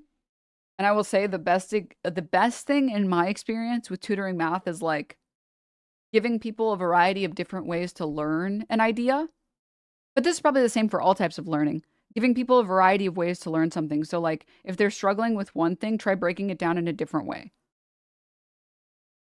And you have to give someone like an example problem and then have them solve the same problem with different numbers. And then it's good. And then it's in your brain. Once you can do it consistently, it's in your brain. It's not going anywhere. But anywho, yeah.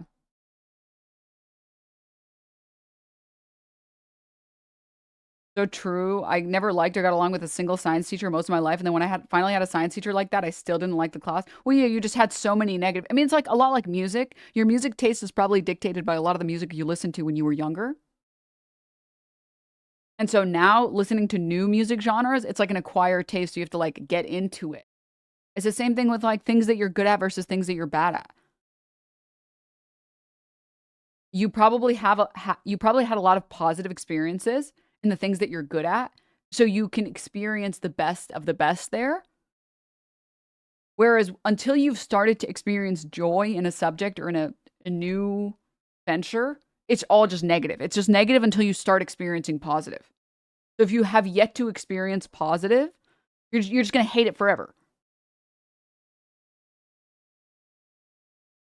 But okay, this guy is still talking. I'm good on Rick Scott, bro. I'm good on Rick Scott. Let's listen to the end of this piece, and then we're going to move on to the next bit.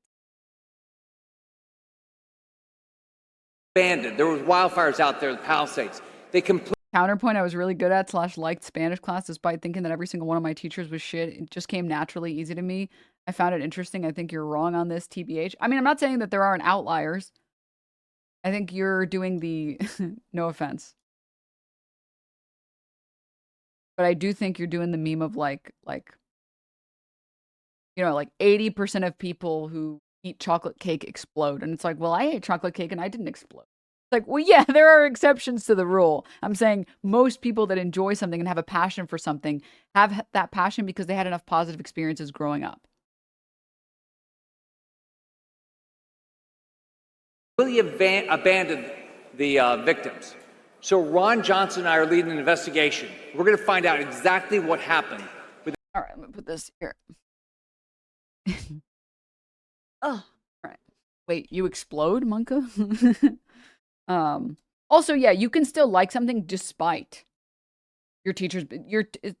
Someone else said it. That's not a competing argument. The thing is, it's like you can have subjects that you excel in, and you still have bad teachers in them. You're just like naturally more prone to enjoying something.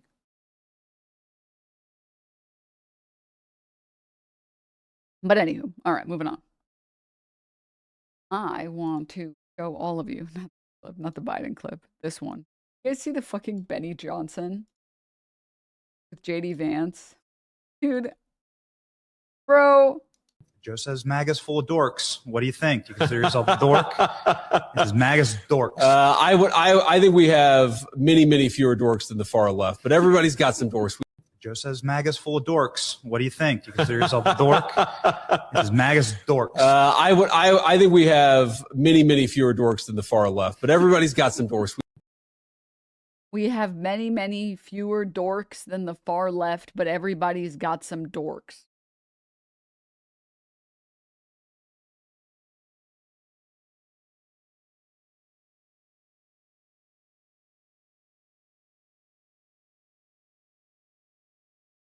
I can't believe anybody talks to Benny Johnson. Can I say that? Is that illegal to say?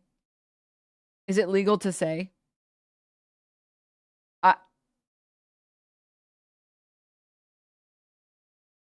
Dorks are bad. Is it an 80s high school movie? Well, you have to understand that conservatives in this country only vote based on shapes and colors. And if a shape and a color is too offensive to them, they won't vote. So, yeah.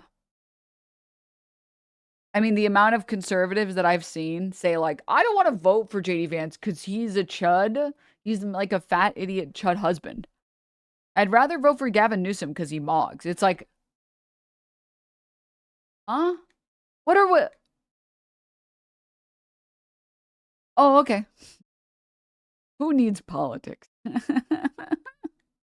Who even is Benny Johnson? I'm not gonna do it, dude. You should look up the left can't meme.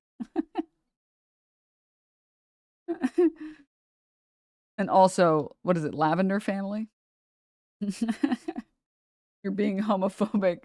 Yeah, that's true. I am being homophobic towards Benny Johnson.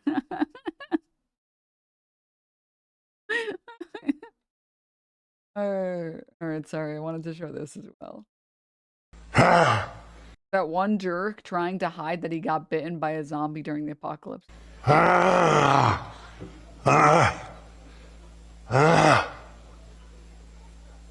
Ladies and gentlemen.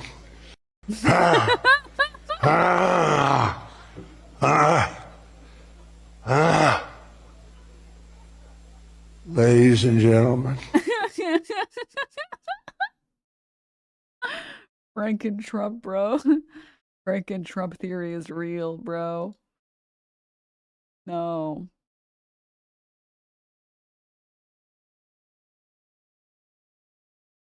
All right.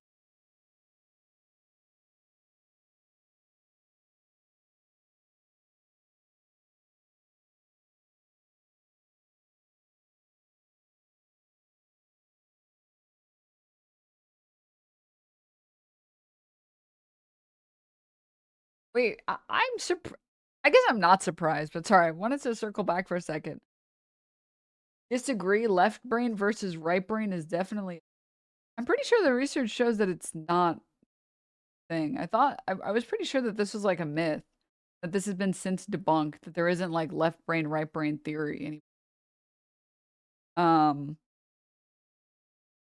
And since, for instance, learning new languages it is, but the concept is true. But that's just saying, like, the vibes are right on that.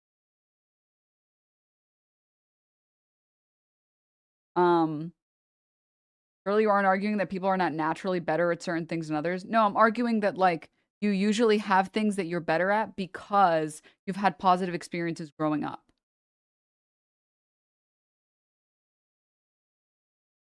That, yes, nature plays a big role, but I am a fundamental nurture over nature person. That I think your environment plays such a strong impact on you that it overcomes nature. The best example of this is the fact that zip codes are the best predictor of how much money you will make in life and how well your quality of life will be. And this is still true when you take people out of their neighborhoods and put them in new neighborhoods, which we've done with Section 8 housing vouchers. Like, the nature versus nurture argument, yes, there is some nature, but the nurture is so much more important. It's like 10-90. If you're really good at baseball, odds are you had someone growing up who liked baseball and was good at it and played with you. I think it's about 50-50. Oh, I disagree. I think it's way, way, way more nurture over nature. Your environment just plays such a strong factor. And all of the research that I've seen, I mean, please link literature. I would love to see it. All of the literature I've seen shows that nurture is just so, so, so important.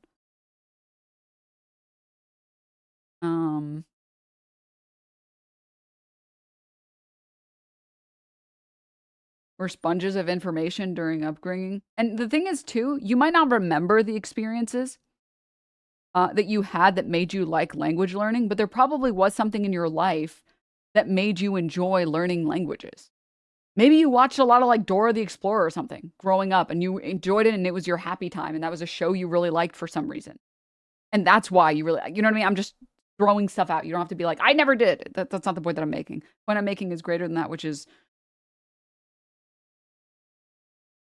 there are things that happen that you maybe don't even remember that played a very big role on how you view the world and the things you like more than others.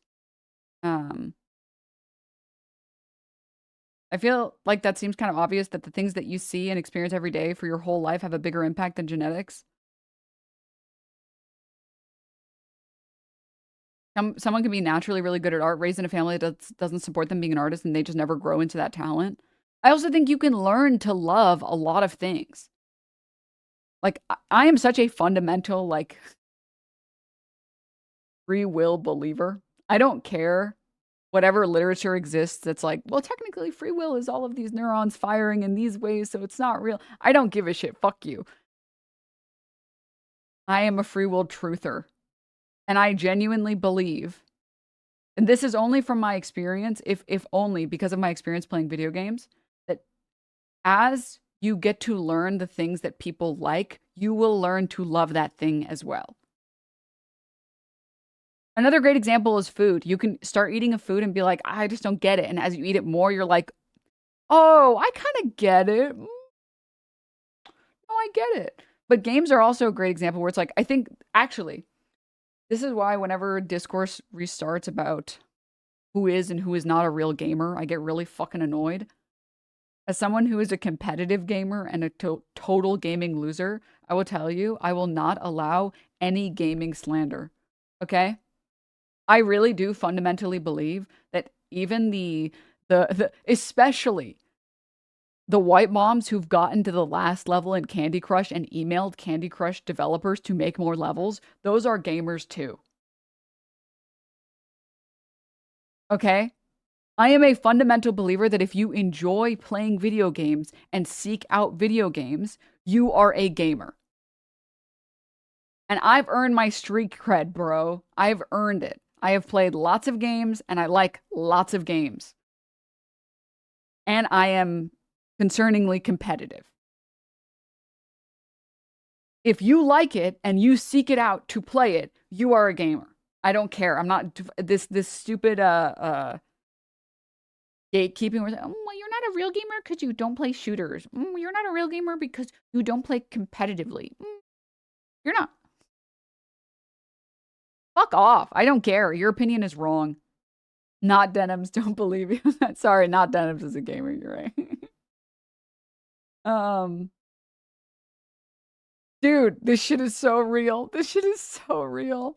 One time I bought a whole big case of flavored seltzer water, not knowing it wasn't sweetened at all. I drank all of them, hating it, not wanting to waste it, and now I love them. Dude, I used to be a carbonated water hater. My family loved carbonated water, and I was like, this stuff sucks. And I ended up drinking so much carbonated water by virtue of living with people who like carbonated water that I started to like carbonated water. I was like, what the fuck? What the fuck?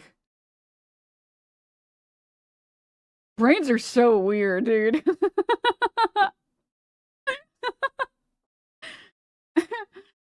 Brains are crazy, dude. Even neuroscientists have moved away from the left and right brain, found it's much more complex. Moms, you mean New York City cops? No, the New York City cops can't even get past the first level because it's too hard for them. They're like, shade with the color? So can I match the green one and the red one? No. Well, what about the green one and the orange one? No. This game is so hard, man. It's so difficult.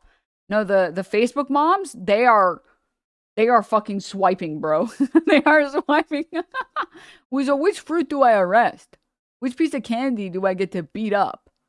You don't do that in this game? What the hell is the point of this game, bro?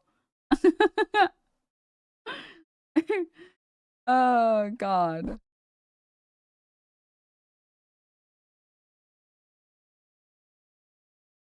Kind of genetic determinism is fundamentally anti-left. I just don't like, and this is maybe just, how do I explain?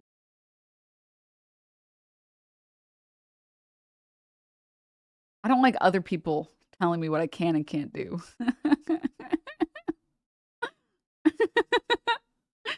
If I decide I want to do something, you're not gonna fucking stop me, bitch. This, like, I think that's why determinism has always pissed me the fuck off. It's like, actually, fuck you. No, I disagree.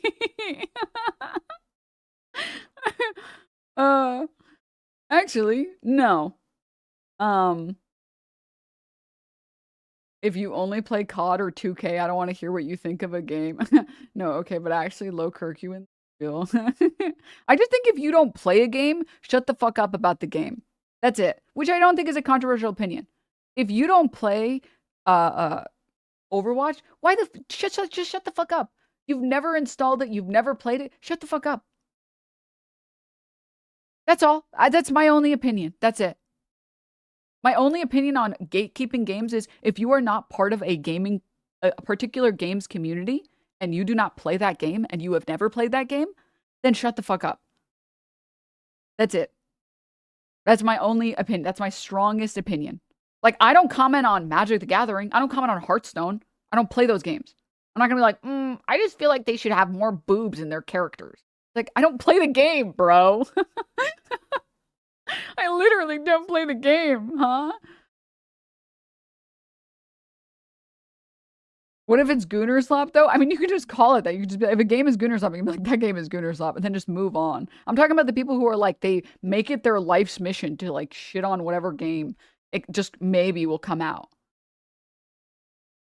But anyways, don't be an annoying I just don't like Taurus. That's it. Which I don't think is a controversial opinion. But that's just it. Imagine if I went to a car shop and I was like, yeah, I'm thinking the headlight fluid needs to be changed. I think cars need more of it. Who are you? Huh? Who? Who asked, bro? That's it. That's all. That's it. That's my only opinion. That's my strongest opinion. If you boycott a game because of financial reasons, I think that's different. I'm talking about like demanding changes be made to a game that you don't even care about. Like, oh, these characters need to be more this or that, or the game needs to be balanced this way. It's like, have you ever played? Then fuck off. Then fuck off. What are some examples of Gooner Slop games? There's that one game that's like, what's it called? They're making it. I saw like trailers for it where you play as like random grim horror characters, and all of the women are breasting. Like they have Snow White and she's like got Z cup titties. That game, I don't know what it's called. Is Uma Musume Gunnerslop? I've never played it, so I don't know. I watched the anime. I thought it was good. Moving on from that particular idea onto Stardew. Like if Stardew gamers are the realist gamers, okay? Because they're the only people that understand, or they are the people that understand more than anyone else what it feels like to accidentally sink a whole day because you're like, oh, I just need to do one more thing. Let's play one more day. Well, sorry, one more thing. Just need to play one more day. I just need what? And it's like midnight. You're like, how is it midnight? Oop. Oh. How did this? Oh. How did this happen? And I think once you've had that experience as a gamer and you understand, and this is why I love Stardew Valley. I genuinely, as someone who played the Harvest Moon games, I love Stardew Valley, and I hate that people shit on Stardew Valley, or they shit on the people that play Stardew Valley, predominantly women, because that is the best introduction that women, I think, overwhelmingly have gotten in the gaming community that lets you experience accidentally sinking a whole day into a game and not realizing where the time went. There are so many people I had spoken to in my life who had never, they just like don't play video games ever. And they played Stardew and they were like, I never understood how you could sit and play a game for 12 hours straight. I didn't understand it. I didn't understand how you could play some stupid, ugly ass MMO for 12 hours straight. And then I played this game and I get it now. No, I get it. I get it. You just want to do one more thing and then suddenly the day is gone. No, you're so right. You're so right. You're real. And I think a big part of that, this goes back to the conversation about like nature versus nurture. I think when you have had so many negative experiences with video games, it's so easy to think that video games aren't for you because you just haven't had any good video games, right? You just haven't gotten to experience a bunch of good video games ever. And so you don't understand the joy of a good video game. You don't understand what it feels like to get like a 5K. You know what I mean? You don't know what it feels like to clutch for your team. You've never experienced the high that is like, who do you think you are? I am. You know? When your team's, they're like, come on, bro. You got it. And you clutch, you're like, yeah. It feels so good. You're like, you're on cloud 9 when you get that experience. And you're like, oh, I get it, dude. Fuck. 1 HP in a dream and you clutch. And once you experience that high for the first time in your life playing or doing whatever thing, everything else clicks. And until you experience that high in anything, you will never, I think, start to like that. And I think a big part of it is just when you experience that in life. And I think the things, when you experience those things younger, you just assume that it must be from a passion, but that's not necessarily the case. Have you played Black Myth Wukong? I just had that experience with this game. I understand it's a game from Chinese company. It's amazing. I haven't played it. I heard it was pretty good. Is that why conservative women don't like sex? Stop,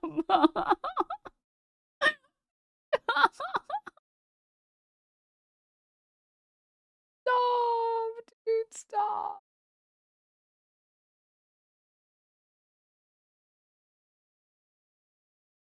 I think it's like that for a lot of things is my point.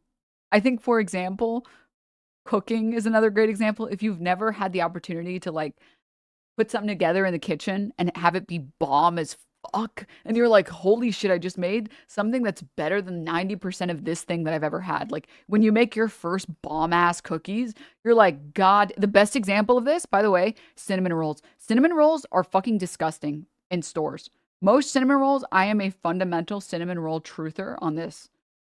Homemade cinnamon rolls, when you use like a challah recipe, are so good. They're so good. And store-made cinnamon rolls fucking suck. Even like Cinnabon, I've always hated Cinnabon. I'm sorry to be this person. I apologize. I hate Cinnabon. It's so sweet. You just get full fucking sugar in your mouth all the time. And I'm just like, I need a little bit more complexity. You know what I mean?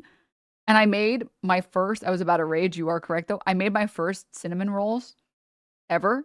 And I literally couldn't believe how good they are. I was like, holy shit. I made something better than anything I've ever had of this type. This is the best cinnamon roll I ever had, and I made it. What the fuck?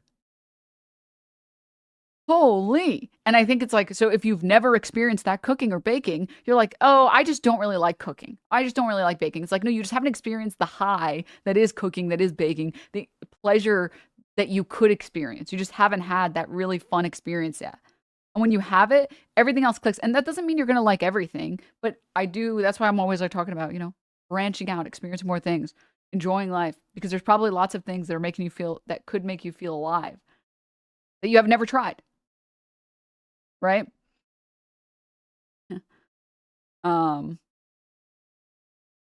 Homemade food is better than mass processed food? No way. I mean, not necessarily all the time, because low Kirk, you cannot make a McDonald's Big Mac at home. Sorry. You can't. There is some food that's not replicatable.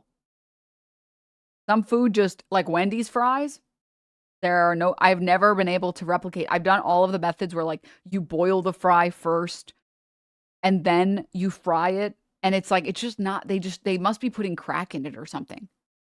You can make a different type of food, but you can't make that food. You know what I mean? It's the MSG. Even when you make it with MSG, bro. Even when you make it.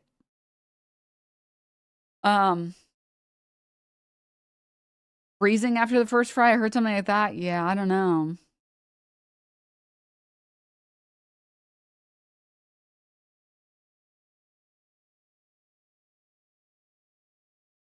Again, not to say that you can't make it good or that you can't make it better. You're just not going to be the same, is what I'm saying. All right. Just crack an egg into a mug and microwave? What the hell? Oh, I can make the McDonald's sunny side up eggs. Sorry, I thought you were... I don't really...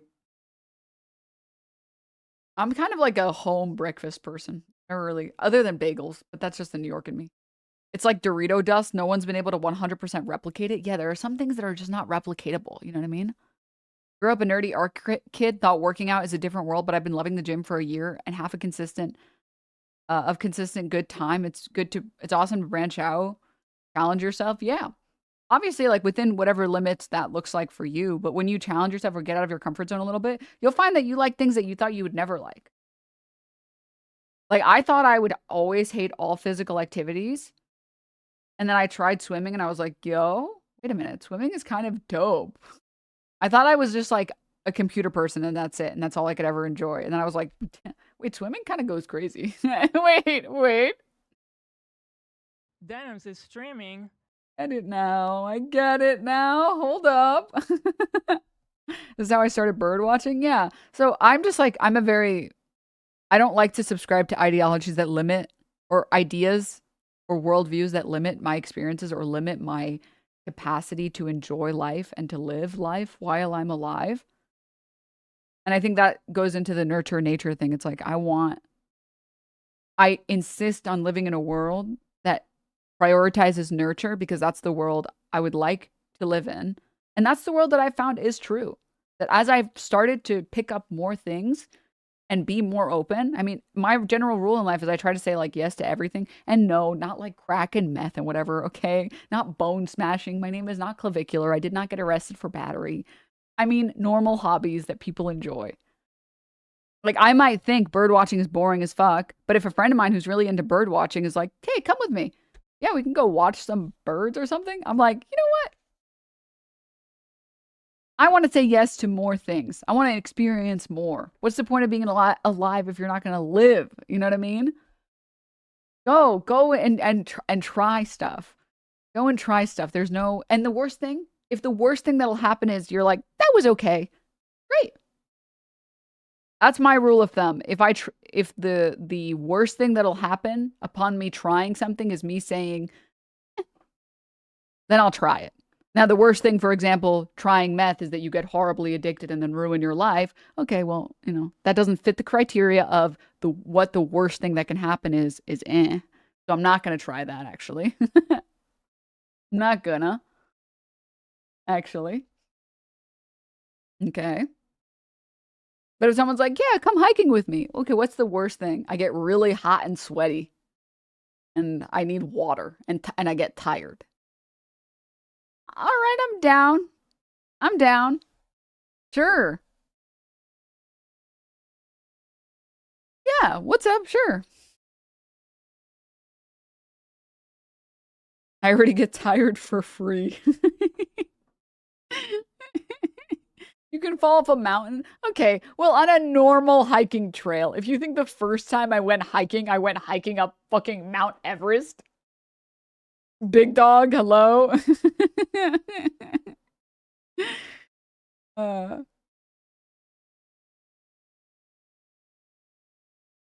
anyways, that's enough of that. In brewing beer, you literally cannot replicate certain beers because the water used in the air of the location brewed to completely alter the flavor and mouthfeel. This is true.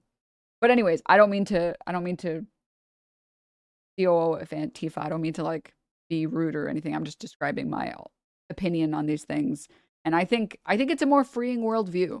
I think it's a very freeing worldview to believe in nurture versus nature. And I have found that like we all know placebo effect and nocebo effect is real. Did you guys see that one post of that guy who thought he was taking GLP? And apparently the GLP, maybe I can pull up a photo or something because I didn't understand. I read the post. I was like, how the fuck do you think you accidentally injected GLP? And then I saw a picture of what the diagram looks like because I've never seen them in real life. But basically there's like 2 caps on the GLP injector. My favorite tangents are with Denims and Hassan just yells at us. That's so sad. Let me see if I can find it. Maybe instruction label or something. Well, whatever. There's 2 caps on the GLP injector. And he would take off 1 cap and he thought he was injecting himself because he's like, he read on like the Reddits and whatever that like it's not supposed to really hurt. So he was like, oh, okay. And he said he lost an appetite completely. And it was easy for him to not think about food. And then after a week or a month of thinking he was injecting, he realized he wasn't. And he was like, oh, I never took off the second one. And he lost like 10 pounds. He's like, I guess I just accidentally did that. All right. You're like, placebo is crazy. Placebo is really crazy. You can just will things into being by thinking hard enough. Placebo effect is a real thing. It's been studied. I mean, it's real. It's real. And there is like, I don't like the nurture ideology that like insists on, well, this is just something that I'm good at and I'm bad at everything else, because you're setting yourself up for failure and you're setting yourself up to assume you're going to be bad at everything else or you're going to be worse at everything else. And you should start at, no, let's give it a fair shot. Maybe I can be as good at this and enjoy this as much as I enjoy the things that I'm really good at. You can literally just do that. You can just hack your brain. You can just matrix your brain and be like, I believe in this reality where I will enjoy this. And then you will. It's fucking crazy. It's so bizarre.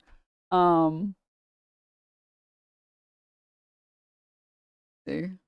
As a musician, yeah, if you're confident versus tense, there's a huge difference. Yeah, I mean, like I said, you know, I don't know.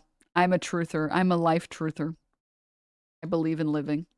Living to the max. Living while you're alive. But that's just my 2 cents.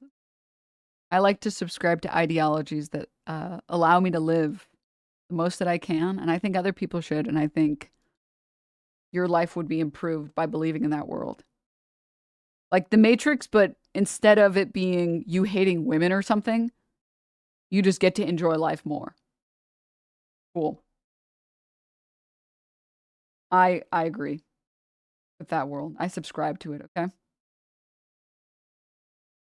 1 hour stun lock. Sorry, my bad. Sorry, my bad. Thanks, Alvardo. Big Boy Xanos, thank you for the 5 gifties. Gatsby, thank you for the 50 months. Thanks, guys. Also, I'm so sorry I missed it. I was in the middle of this tangent. Shy Thembo, thank you for the raid and for the 16 months. Thank you for being icon and inspo. How do you deal with hate watchers mass reporting you? Lovely, I got suspended from it. What? Fucking bullshit, bro. I can't comment on reports, mass reports, but what I can say is I just don't really care about the haters.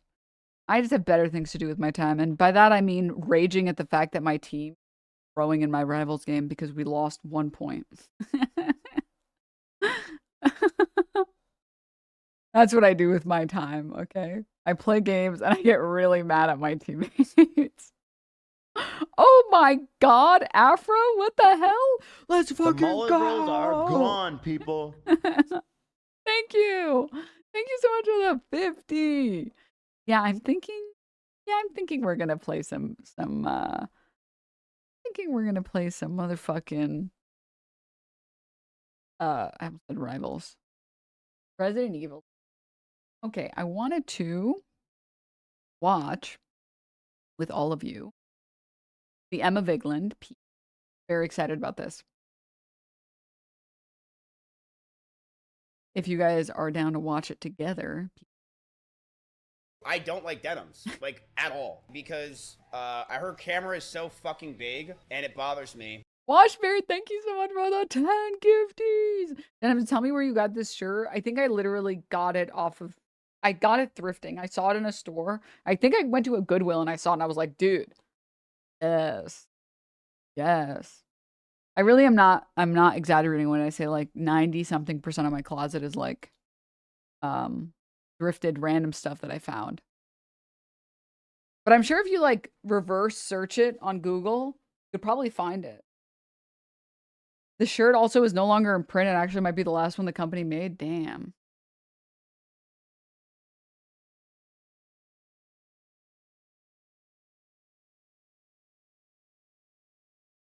This chatter. They heard a whole an hour hopium stunlock and they were like, that's interesting because you program yourself to hate every day. You hate your government and wear bitch t-shirts. No, I think the bitch t-shirts are funny and that's why I wear them. Because I live in a world of joy and win. I think the idea of wearing a bitch t-shirt is very funny, which is why I do it. I don't do things that don't bring me joy, bro. I'm sorry that you can't understand that worldview. Second, what you mistake for Fox News fear-mongering and hate is actually a frustration with a system that could be much better. That's why I talk about people like Mamdani making New York City better. I hate that America isn't doing what Mamdani is doing in one city everywhere else, because we easily could be. I want the world to be better, which is why I demand more of the world. You can't understand this because you only see the world through like the lens of sad, hatred, fear-mongering. And if you could remove yourself and break free of those chains, you also could envision a better world. So you should try it. You should. Your life would be much better.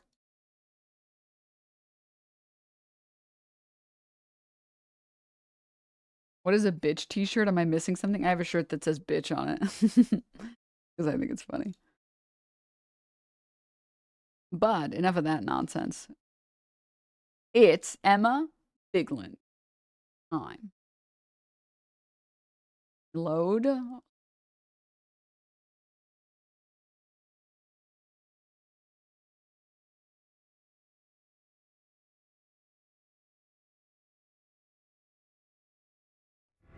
Load.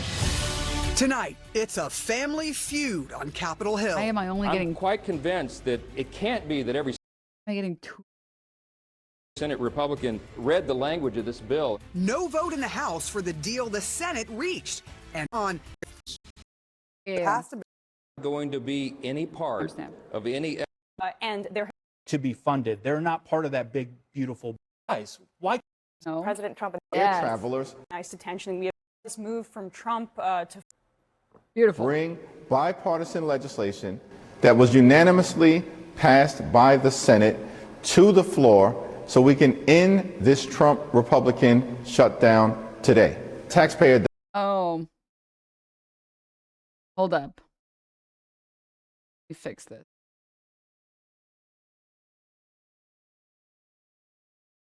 Allow me to fix this.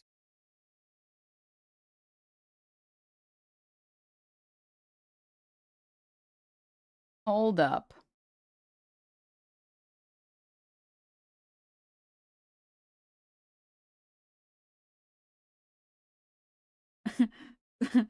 Sorry.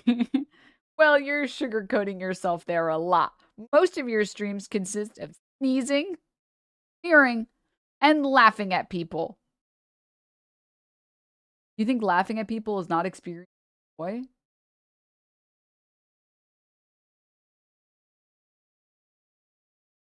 There's a lot to enjoy in the world, bro. How dare you enjoy life and live? Huh? One of your examples is me saying exactly what I do. You literally, you know what? Catter is sundowning, be nice. True. True. True, bro. Bro can't understand that there's a lot to laugh about in the world. There's a lot to enjoy in the world. So sad. Sad. Let me pull this up. Hold. Be weak and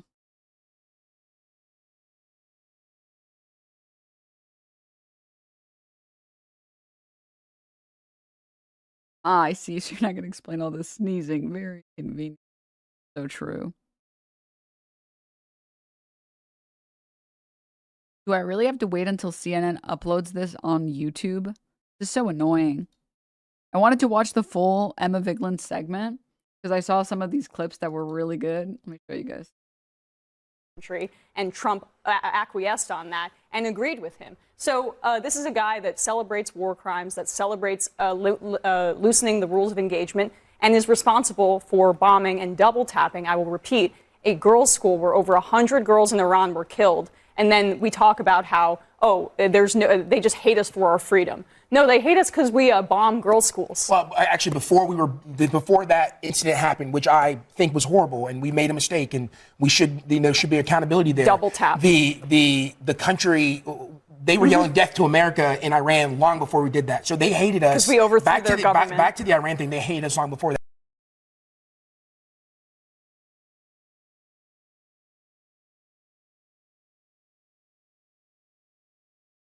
The second point that I would make is he's not going to reply to that. He's not going to reply to the fact that you said because we overthrew their government. Because we literally instituted the Shah. All right. Mossadegh who? No. This is pathetic, dude. This is so pathetic.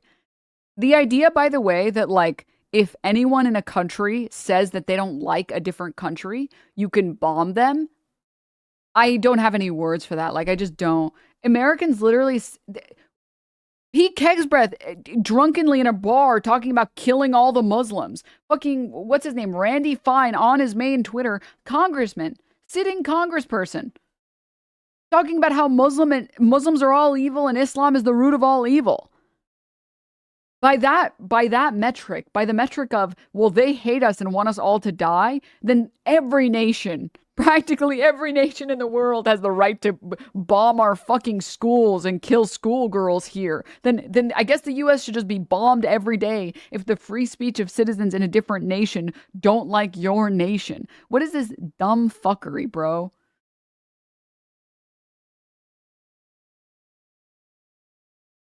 As Hassan says, Islamophobia is the most acceptable form of bigotry. I would say it's one of the most, if not the most, acceptable form of bigotry.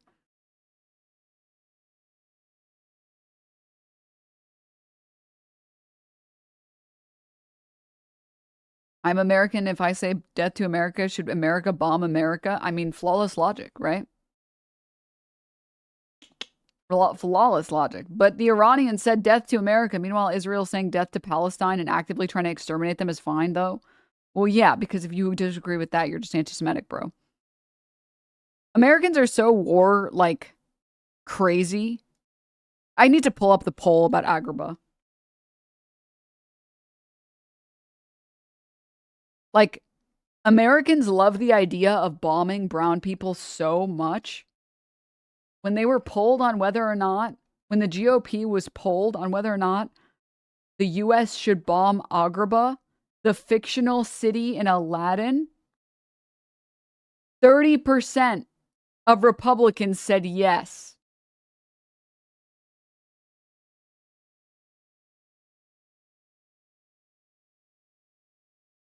Because when you talk about how Americans talk about Muslim nations, they're like, well, we have a reason for doing that because all of those nations are really evil and they were evil to us.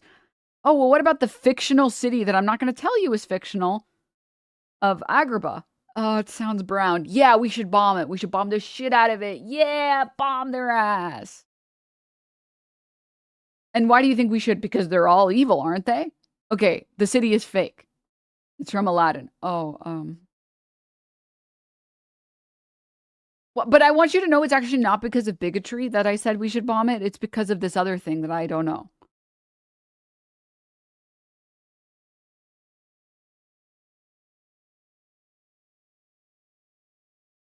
Like I said, by this metric, every nation, practically every nation in the global south has the right to bomb America. Except that would be a stupid metric for whether or not we can decide to go to war with someone or whether or not we should decide to kill innocent civilians in a country. I hate this idea. I hate it so bad. All right. And then there was this as well. Maybe we'll have to watch it tomorrow when they upload it. I'm sure they'll upload it to CNN. Or to the CNN YouTube or whatever.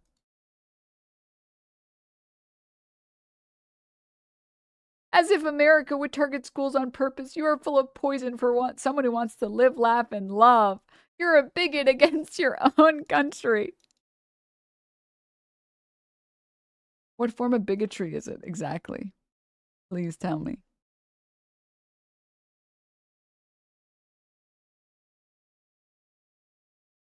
Please tell me the flavor of bigotry. Yeah. Tell me, what does bombing Iran do for Pennsylvania? Yeah. How exactly does it help Pennsylvania? Absolutely. No, but how exactly? I think we're done.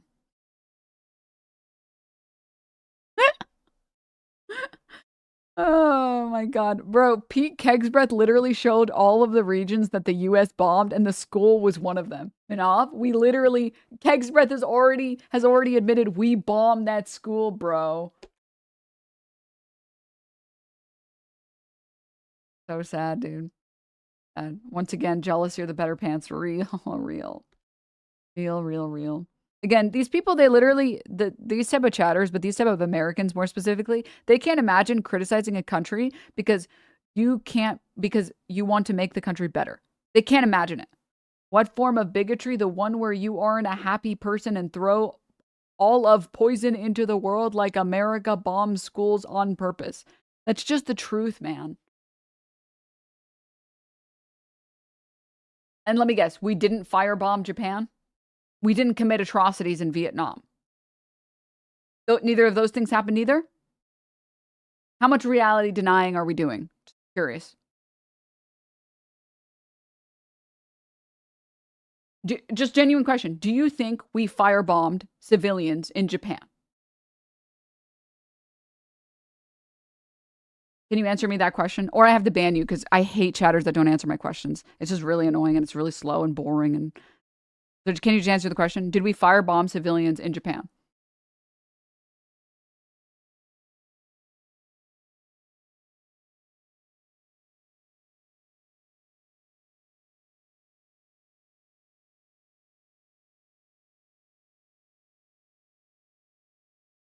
I don't know anything about that. You should look into the history of the US military and then get back to me, because clearly you don't know anything about what your government has done in other nations. And if you don't know any of the atrocities that the US has committed, it's easy for you to think the US would never target a school on purpose. Once you realize the US government has committed countless atrocities in countless nations, it becomes much... If I robbed you tomorrow, and then I robbed you the next day, and I robbed you the next day, and every single day I'm like, give me your fucking school money, or sorry, your lunch money. Give me your lunch money. Give me. And then on the 7th day, you're like, dude, she robbed me. And then I said, I would never do that. I did not do. You have no evidence that why would you say that I would do that? It's like, I don't know, man. Your track record is taking school money, or sorry, lunch money from school kids, bro. You literally did it all these other times, and you expect me to believe that you wouldn't do it this time? Google the My Lai Massacre. Like, every country has committed bad things in war. Do you realize the world you're living in where the US has done bad things, but they definitely didn't do this bad thing? You have to understand how stupid that sounds, right?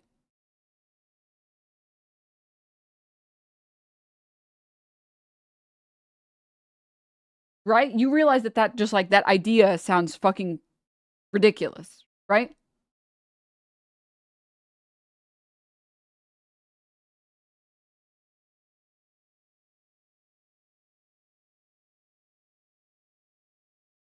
It's not all America's fault or Trump's.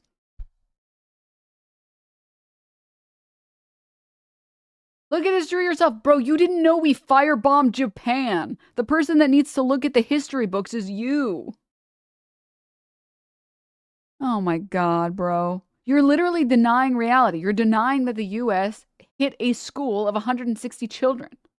When you look at the US's capabilities and you look at the fact that the US has been able to assassinate terrorist targets with 0 to like 5 casualties and the precision strikes that we actually have, you recognize that all of the civilian deaths they're no longer accidental. We just don't care about, at best, we don't care about killing all those people, or at worst, we're doing it on purpose. The footage of, I'm not going to be able to remember it, but there was this footage of this target that the U.S. hit because we believed them to be a terrorist. I want to say it was in Iran, but I could be mistaken. And I don't think it was. Maybe it was in the West Bank. I could be mistaken. It was like very offensive because the guy was just transporting like water. And the U.S. argued that they thought it was like either chemical weapons or like bombs or something. And the U.S., because of our surveillance state, maybe it was Afghanistan, because of our surveillance state, we were able to track him from destination A to B to C to D, and we literally waited until there was only one other casualty to strike his destination and murder him. This idea that it's like, well, the U.S. would never intentionally accidentally kill 160 innocent children. It must have been because they had to kill all those children. No, they didn't. No.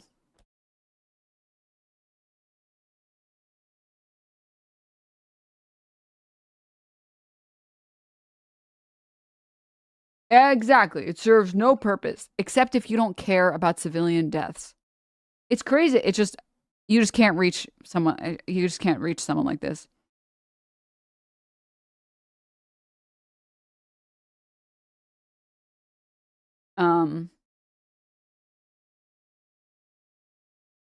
Like, how can you look at the history of the United States? How can you look at this? My Lai Massacre was a United States war crime committed on March 16, 1968, involving the mass murder of unarmed civilians during the Vietnam War. At least 347 and 504 civilians, almost all women, children, and elderly men, were murdered by U.S. Army soldiers. Some of the women were gang raped and their bodies were mutilated. Some soldiers mutilated and raped children as young as 12 years old. This incident is the largest confirmed massacre of civilians by U.S. forces in the 20th century. How do you see this and say, the U.S., ask any veteran, but not the veterans who were raping children in Vietnam, that they would never do anything bad?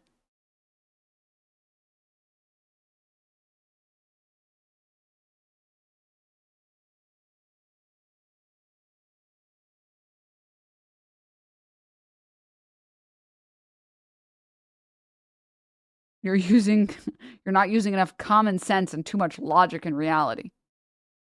Listen, I'm going to judge nations based on their history, okay? And if the U.S. was happy to murder 504 civilians who did literally nothing and gang rape fucking children, I'm not so much of an idiot that I think, I need to defend them bombing the school because they would never do anything evil like that. Look at this guy. Different situation and a long time to learn. You needed 50 years to learn that gang raping children was bad?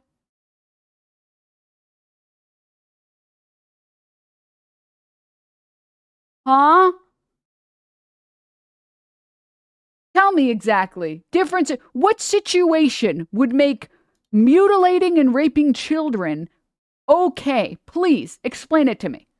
Sorry, I don't allow pedophiles in this chat, so you need to explain that immediately or I will ban you because I don't really like pedophiles. So just tell me really quickly. You're being silly. No, I don't think so. You said in response to me bringing up the mass murder and rape of women and children as a different situation. Explain to me what is the situation where U.S. vets should be allowed to rape children. Please, explain it to me.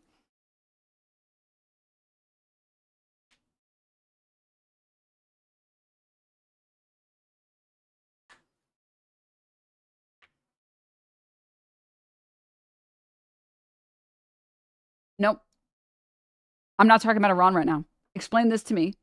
You're being silly. No, just explain it. It should be pretty easy. You said different situation. You didn't say that was obviously bad and an atrocity committed by Americans. I just don't think it's happening in Iran. You said different situation. So explain to me. I'm talking about Iran, and I'm telling you I don't allow pedophiles in my chat. So clarify your position now, or I will ban you because I don't allow pedophiles in my chat. So either denounce American atrocities or get banned. It's pretty simple.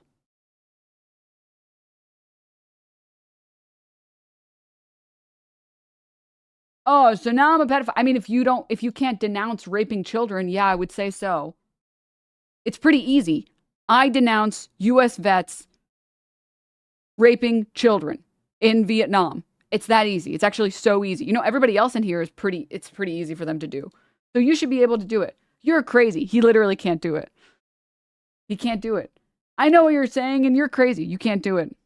So your hard drive then? Lakari? Is that you? Is that you? Incredible. Keep holding water for the U.S. military. Keep going, bro. It's so, like, the crazy thing, too, is you can easily be a U.S. veteran and say American intervention in other nations is disgusting. All of the torture, rape, murder of innocent civilians that the U.S. has committed, all of the atrocities and war crimes the U.S. has committed are completely unconscionable. And you know what's so depressing? If you actually were someone who appreciated and loved the people in the country of the United States, you would want all of these fucking pieces of shit to be prosecuted and be put in fucking prison for life. It's actually very depressing to read stories about U.S. veterans that didn't realize that their fellow veterans were sick, deranged fucks. Veterans realizing their fellow men in arms are like cool with raping women and children. It's like, I thought that this was like a liberation mission. I don't know about what the fuck we're doing here, man. Huh? What?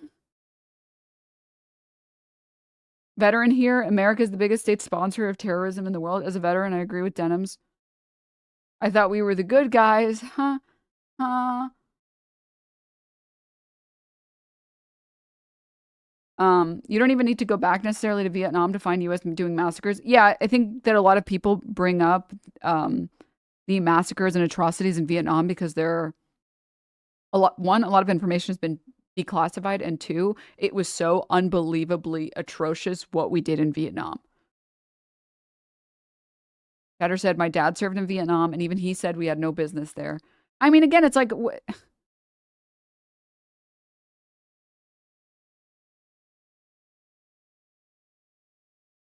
Another chatter says, as a veteran, my last few years on active duty, they literally had to pull me off operations because I started questioning orders. I wasn't even refusing them. I was just questioning them.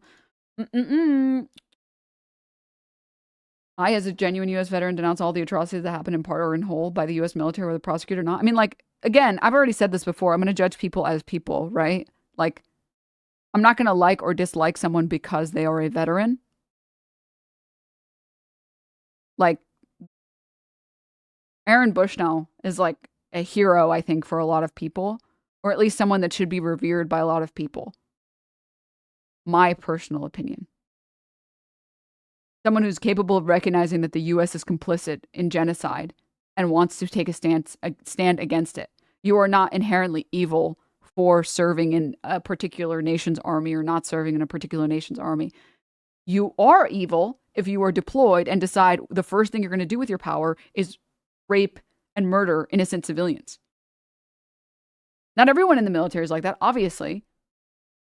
But there are enough documented war crimes that should be pretty easy if you're not one of those people to immediately denounce it. If you're not someone who thinks that this is acceptable, it should be pretty easy to say, yeah, this is not acceptable. Yeah, there's no universe. Because there is no universe where it is acceptable. There is literally no universe where you have to rape in self-defense. It doesn't exist.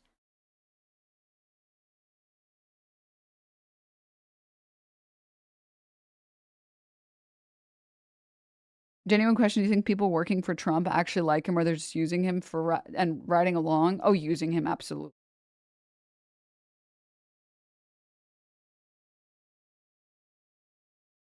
Why you served, I think, is a big determination for me. For a lot, it's a way out. Access to safety net benefits, victims of upbringing, people who join and do crimes with impunity. I mean, yeah, there are like, yes, enlisted on delayed entry when I was 16 years old, holding me to some sort of bar at that age isn't fair. I mean, like I said, it depends on who you are as a person. If you enlist specifically so you can go commit war crimes, I'm just going to assume that that number is smaller than it actually is because I don't want to live in the world where it's larger than I want it to be, which is sub 1%. Sub 0.001%. It's also very easy to recognize not all service members are inherently evil or have noble motives to serve. I think for a lot of people who join the military, it's just another job. I think for a lot of people who serve, it's just a job. It's especially for the people in the poverty draft.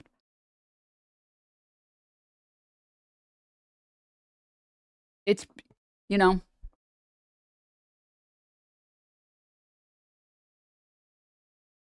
All right, and then I wanted to pull this up.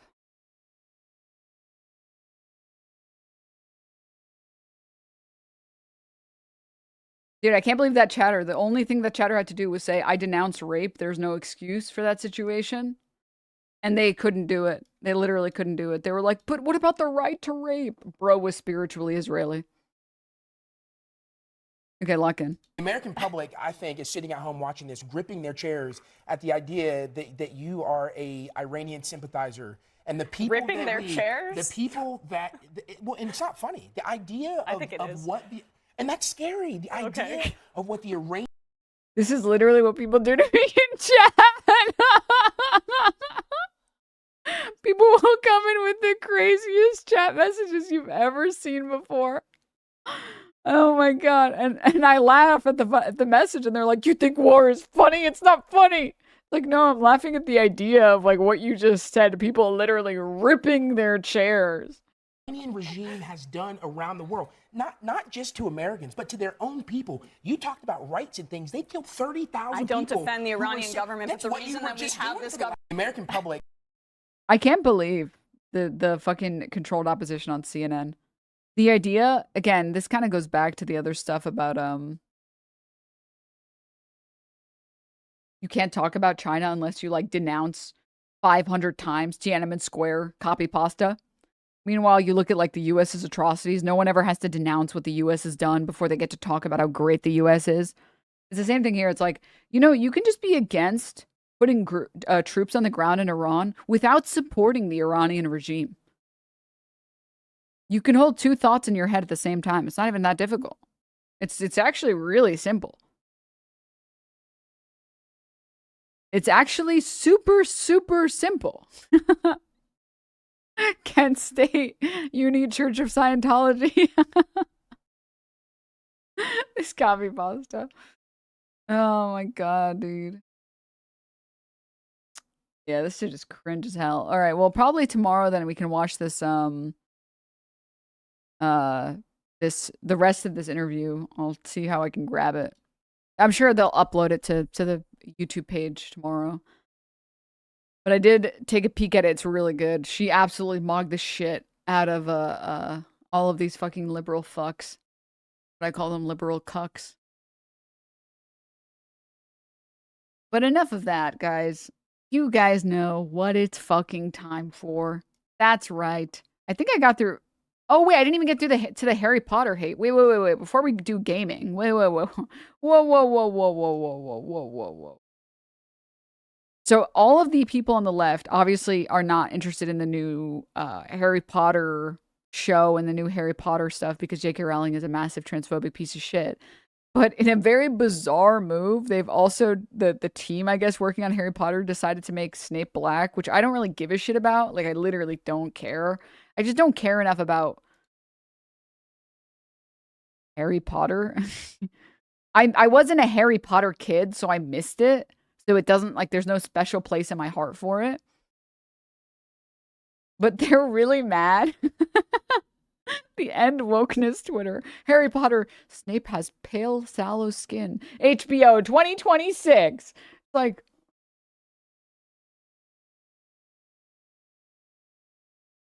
okay. Fake millennial, real, because I'm a cusper. Is nothing sacred anymore. Make a new Harry Potter show. Left hates it because J.K. Rowling is transphobic. Right hates it because they're racist. Who is this show for?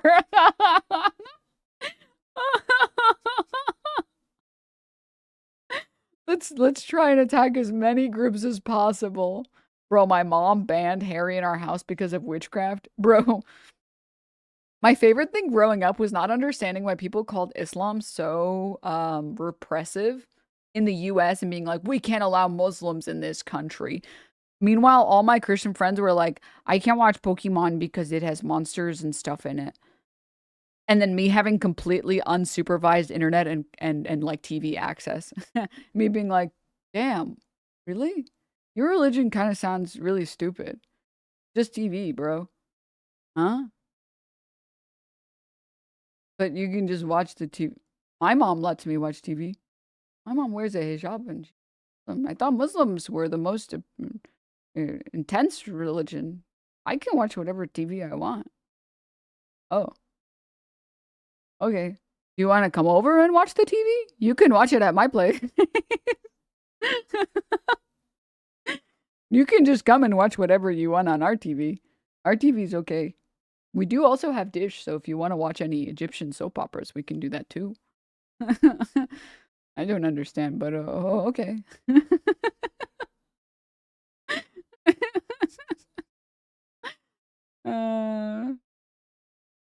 Note, Asmonbald doesn't give two shits about Harry Potter. He thinks Lord of the Rings is superior to Harry Potter, but watch him complain about this very issue for the next 2 weeks. It's like, you know, honestly, anything that destroys J.K. Rowling, I don't care. As many people as possible boycotting, hilarious. Excellent.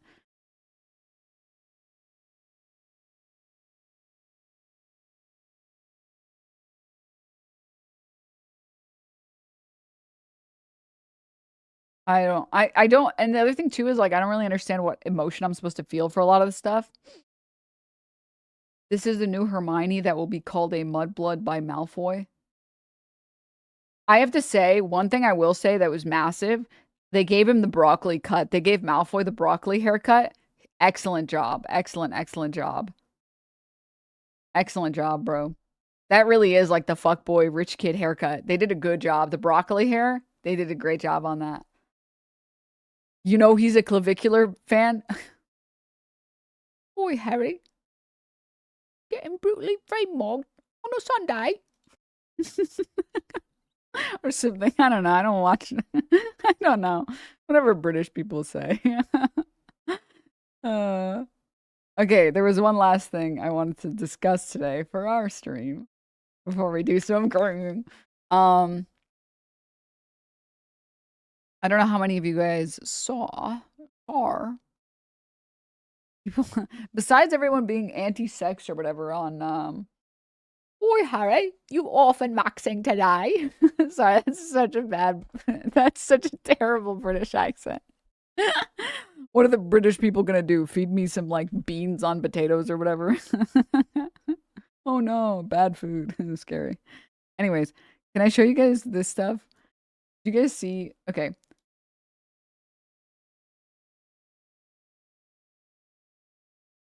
There's this, like, let me play the video. Me up if we were in a bar. It's one of those dating show things, but they're doing a little dating show with a bunch of goth girls. One of them is Tectone's ex-girlfriend, who is absolutely destroying him. Absolutely destroyed his ass in court. And if we ever get to see Tectone in jail, it will be because of this wonderful woman. So let me play it for you guys. How would you pick me up if we were in a bar? I'm more of like a compliment guy. Like, I like your implants. But what if I told you they were big old naturals? I was talking about your teeth. Oh, that too? Those are called composites, and they're real. No, but those are nice too. Okay. How would you pick? That's so amazing. Christ. Okay. And then I've seen so many people online getting so mad about these clips. I don't know how many of you guys saw this shit. I'm so scared of what goth subculture is turning into. A subculture that had this whole history and cultural weight with its proposals super well established, but that's slowly turning into a common style that gross dudes have a fetish for. OMG, not only no, the goth subculture wasn't made to please these wankers. Huh?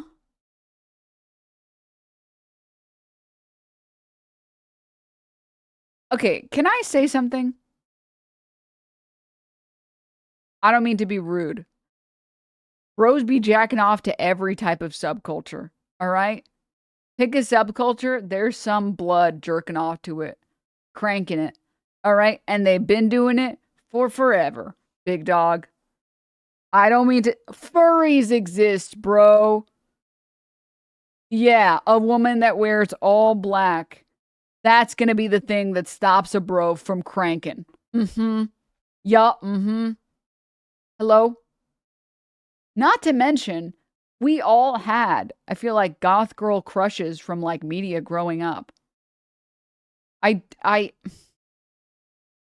There's this common phenomenon on the internet where people blame sexy hot women for getting, when they get non-consensually sexualized or objectified. And it makes me fucking mad. And it's made me fucking pissed off from day one that I've ever seen it happen on the internet or off the internet. The worst example of this is hot tub streamers. Or the thing that I saw, the most offensive was hot tub streamers, where people shit on hot tub streamers and were like, you're the reason why no female streamers get taken seriously. You're the reason female streamers get harassed. You're the reason female streamers get sexualized. It's like, do you really? Have you really lost your fucking mind that you really think there were no female streamers getting sexualized or objectified before Amaranth existed? You are dumber than rocks. You have lost the plot completely. I subscribe to Sponge Theory. Okay? I subscribe to Sponge Theory. That the women who sexualize themselves attract all of the gooners away from audiences that don't want, or from content creators or whatever that don't want that. And I have found this to be personally true for myself, that as there have become more and more, as someone who streamed pre-hot tub meta and post-hot tub meta, I got way less weirdos in chat because those women were like oiling up and fucking splashing around, doing whatever they be doing, green screening their ass, playing Fortnite. They bring all of the gooners in their chat and they get them out of mine. Like moths to a flame.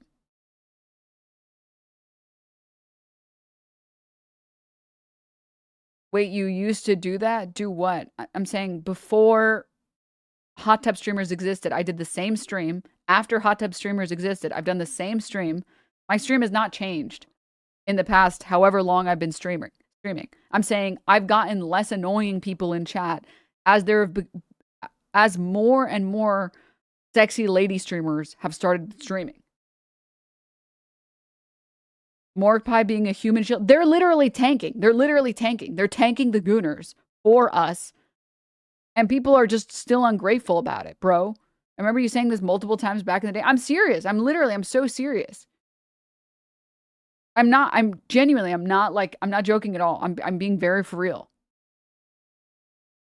Bro, I'm laughing at work with a headphone in, but people can't see, so they think this shit.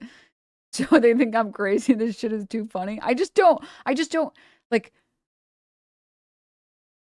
it's crazy to me to get, sexualized or objectified without your consent and then blame women and not the men in this case who are doing it. It's like, hello? You're blaming the wrong fucking group, bro.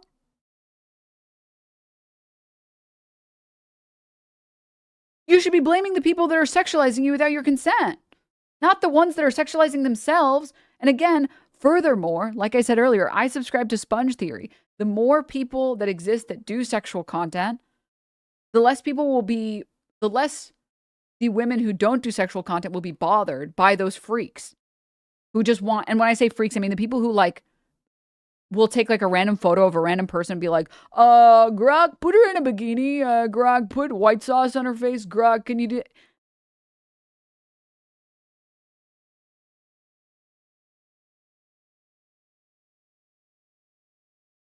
Those people are freaks. You are a freak.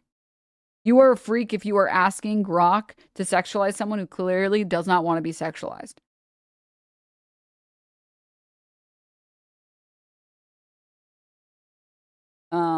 I'd like to see some stats on how long each viewer watches the hot tub streamer before leaving. I feel like it's good for everyone. They get brought to Twitch for hot tub, and then after that they stay for gaming or news. I mean, again, like I said, I'm just talking anecdotally. Maybe other people have had different experiences. I feel like even going into other chats, before hot tub streamers became like a meta on Twitch, I would watch female streamers who were just doing gaming or whatever. They were like wearing a hoodie, and they would get so many more sexualizing comments. And then after the hot tub meta, it felt like all of those people just left those streams and went to the ladies that were like scantily clad. It was like a win-win. I didn't understand why people blamed those women for why women weren't taken seriously. It's like, huh? What? You're just wrong.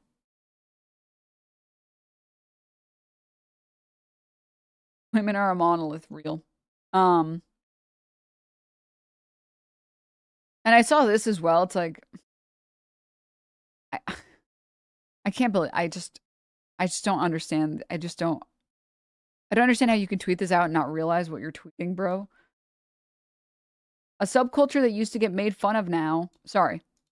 Let me read a couple things. What the fuck is this gooner bait bullshit? Goth used to be about embracing the beauty and darkness, tragic romance, music that gave you real feels with a dark edge and a philosophical appreciation of the beauty of death.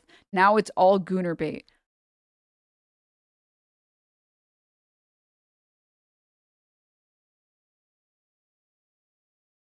Libertarian goth.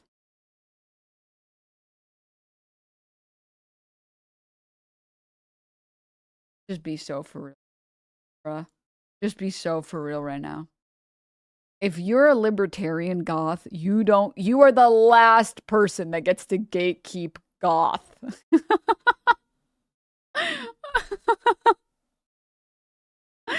Bro.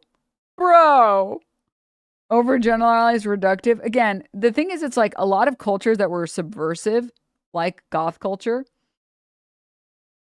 they usually branch off into two different directions when women engage in these subcultures, which is one, I feel like the two main ones are a hyper desexualizing or a hypersexualizing, both as a way to fight modern stereotypes of what women should be. And I think both are valid. I think it's like the same thing with just like normal feminism, that one of them is such a severe disagreement with women being seen as vessels for sex, so much so that there's a complete desexualizing of everything, which is valid. And then the other direction is a fight against puritanical culture of, oh, women shouldn't be sluts. It's like, you know what? Fuck you. I don't care. I don't care what you think women should be or shouldn't be. I'm going to be the sluttiest slut in the world, and you're going to fucking die mad about it, bitch. And I want to show you guys this post. This is why it pissed me off. This is why I think it's just, I just disagree with the argument. I disagree with gatekeeping of any kind. And the thing is, too, I've seen this happen in other sects as well. And I want to talk about, like, fake girl gamers or whatever. But I want to get to that in a sec. A subculture that used to get made fun of is now just gooner bait. The world has bigger issues, and I'm just tired of everything eventually getting sexualized. Goth used to be about resisting mainstream norms, music and politics. Goth isn't a fetish. Okay, first of all, literally everything is a fetish, just for starters. But second, Goth used to be about resisting mainstream norms. Look inside.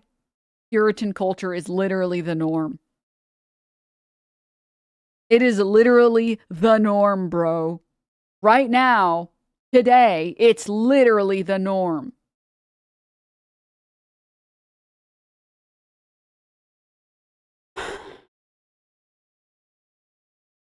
Yeah, it's like they're trying to tradwife the goth aesthetic. It just feels weird.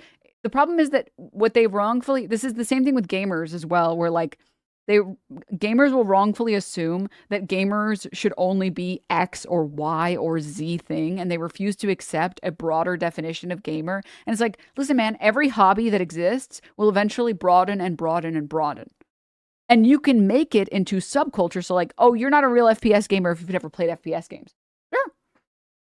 You're not a competitive gamer unless you've played ranked. Sure.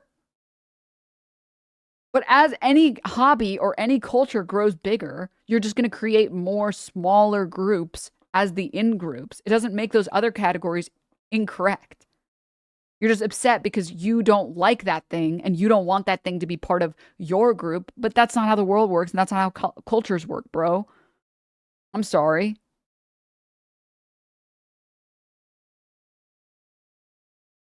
Also, and like, fucking, I don't think of Ministry or Skinny Puppy, etc. so much acid and sex. Well, yeah, and then there's like lots of people who are arguing that like goth culture, one sect of goth culture that's been subversive has been the hypersexualizing, the fishnets, the chokers, the fangs, the piercings, which don't have to be, but are usually done as a way of hypersexualizing. Sort of the way that you guys have seen those posts from like right-wingers that are like, predators or like poisonous and venom, poisonous plants and poisonous animals will often be brightly colored to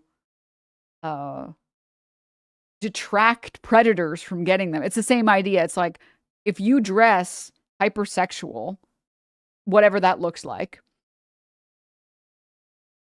and you have like visible nipple piercings or whatever, and like piercings everywhere else, and like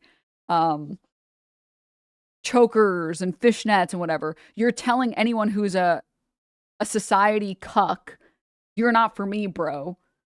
You have to be this level of hard for me to be even interested remotely in speaking to you. That the hypersexualization is also anti-culture, is anti-mainstream culture. But I want to get to something else. I disagree with blaming other women for this, man. So as someone who lived through the age of gamers that are girls on the internet and using mic on the internet in video games, and then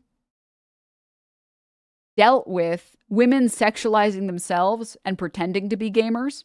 So you guys know like the gamer the fake e-girl gamers or whatever that like have a headset on and they're just like pressing buttons and they're doing TikToks or whatever on a controller. I never understood why people got mad at those women. I don't care. I just don't care if those women are pretending to be video games. Yeah, I'm already Tracer.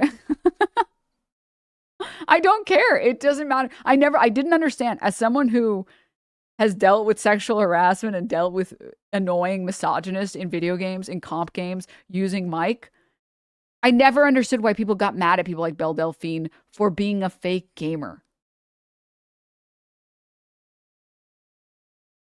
I don't get it. I don't care. I literally don't care. This is what I'm talking about.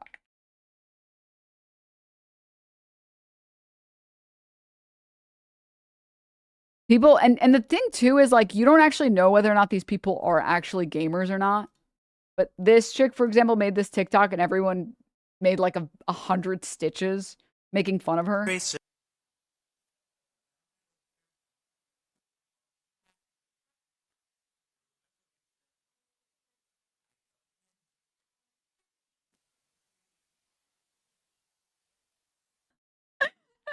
And people got so mad, especially women on the internet. They got so mad and they're like, we're real gamers and you're not representative of us real female gamers. Why are you mad, bro? Because people are pretending to be gamers? I don't care. Well, men are being more sexist to us because of you fake e-girl gamers. It's like, dog, have you played video games as a woman ever in your life? Hello?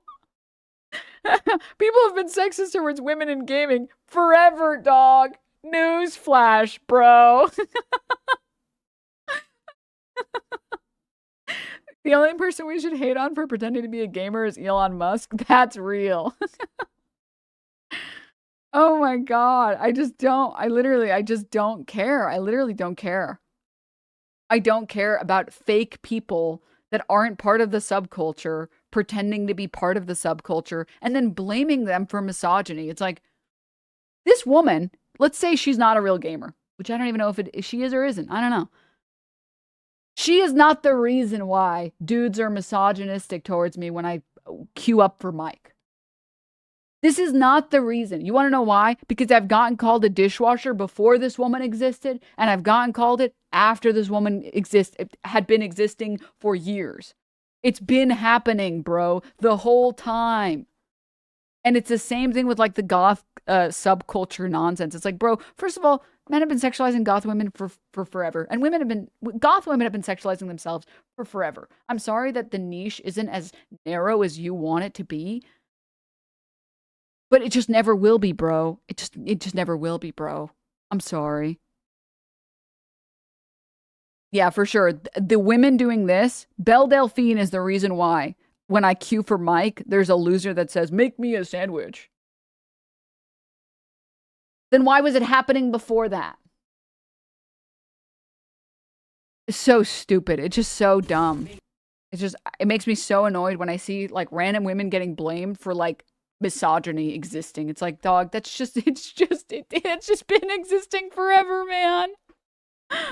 Oh, and like the thing is too, even before these women, if anything, it's happened more before these women monetized the gamer girl aesthetic.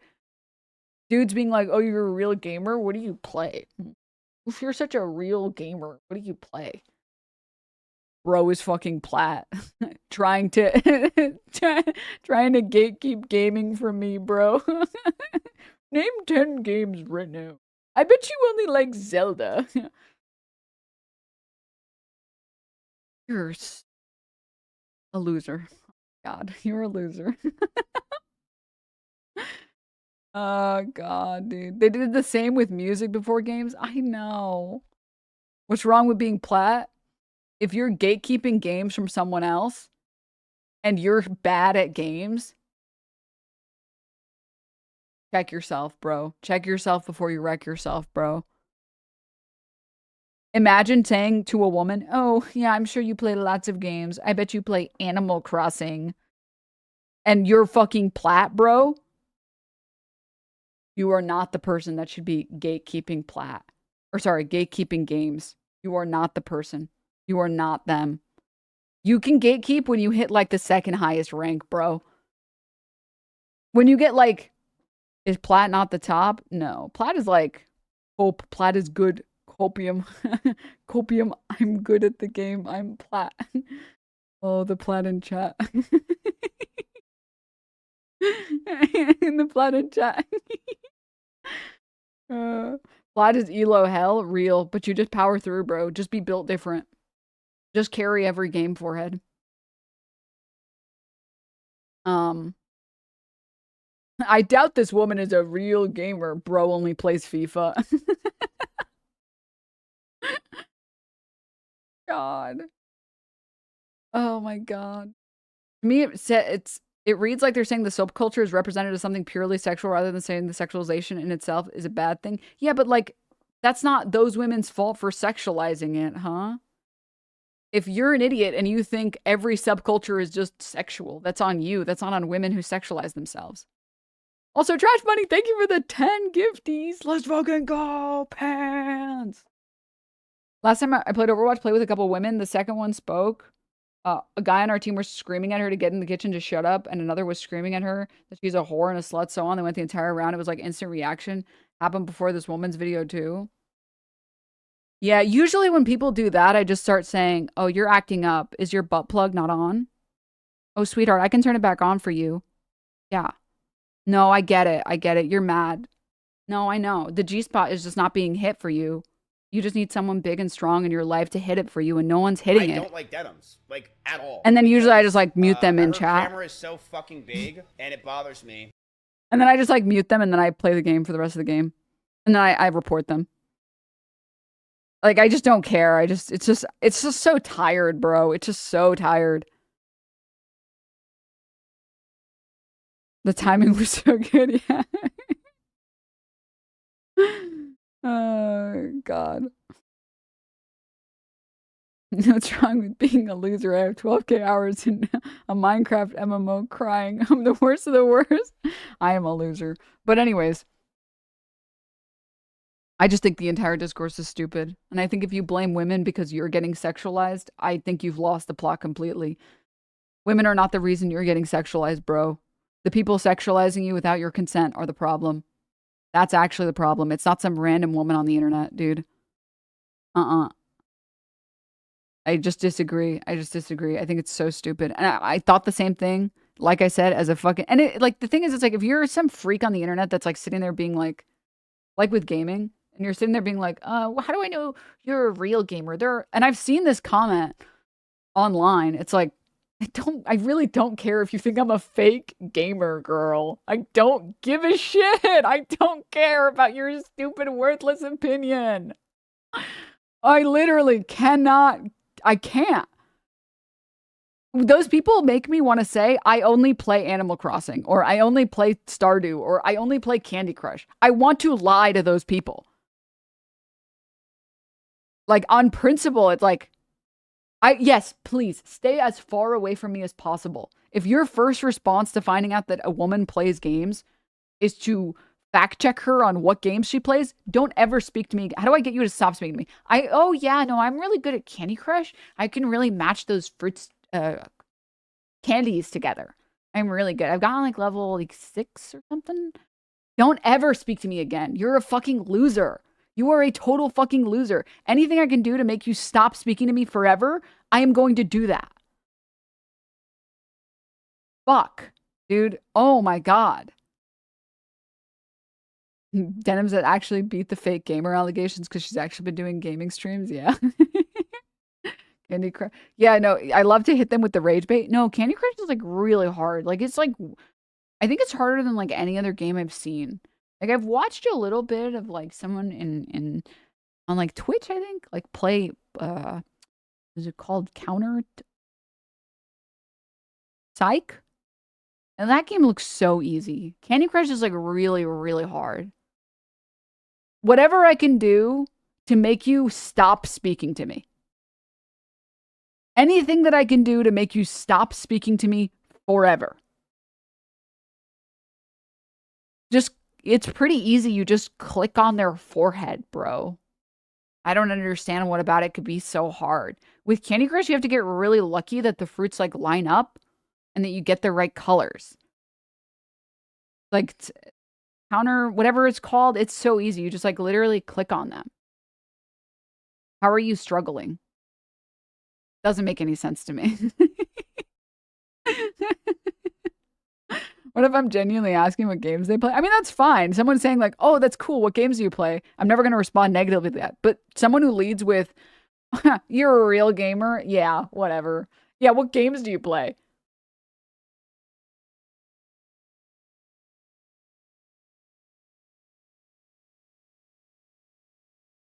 Fruit ninja. I really slice the fruits really good. Not well, good. You're a real gamer. Name 5 slurs. I play DJ Hero with your mom. Jesus Christ, dude. Yeah. My favorite thing to do is like to rage bait annoying people by shitting on them for being like, if you're annoying, I want to shit on you as hard as possible to convince you to never act that way again. I have to socially train you, okay? I have to Pavlovian train you to never act that way again. If you actually are the type of person that says, oh, real gamer, what games do you play? I will say, oh, well, what do you play? You play COD? Wow. You have only played like a little, or how much have you played? I play like 1,000 hours or something like that. Oh, what rank are you? Or, I don't know about COD, CS, whatever, some other game. So why aren't you good? If you've played so much, I don't get it. Why are you so bad? I was just asking because I'm confused. Like, why are you so bad? What, like it's hard?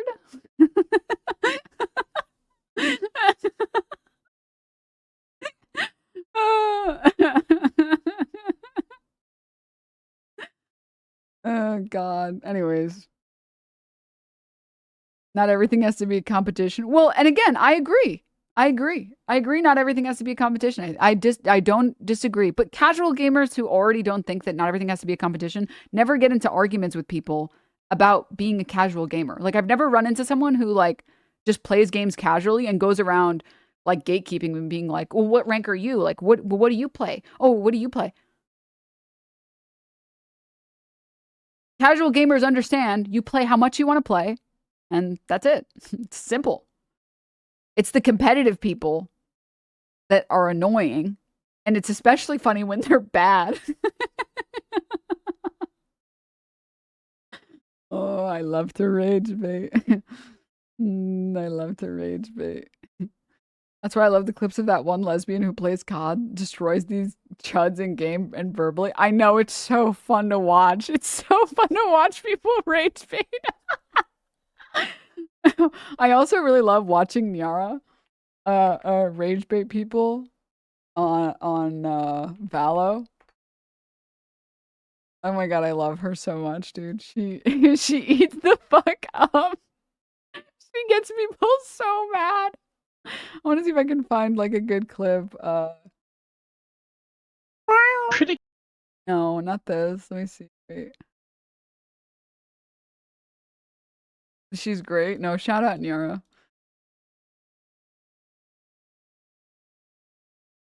Pausers. Old.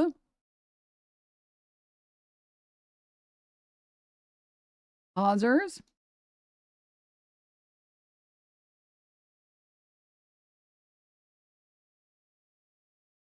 I saw a really good one the other day. I want to find it. Maybe somebody else who has one.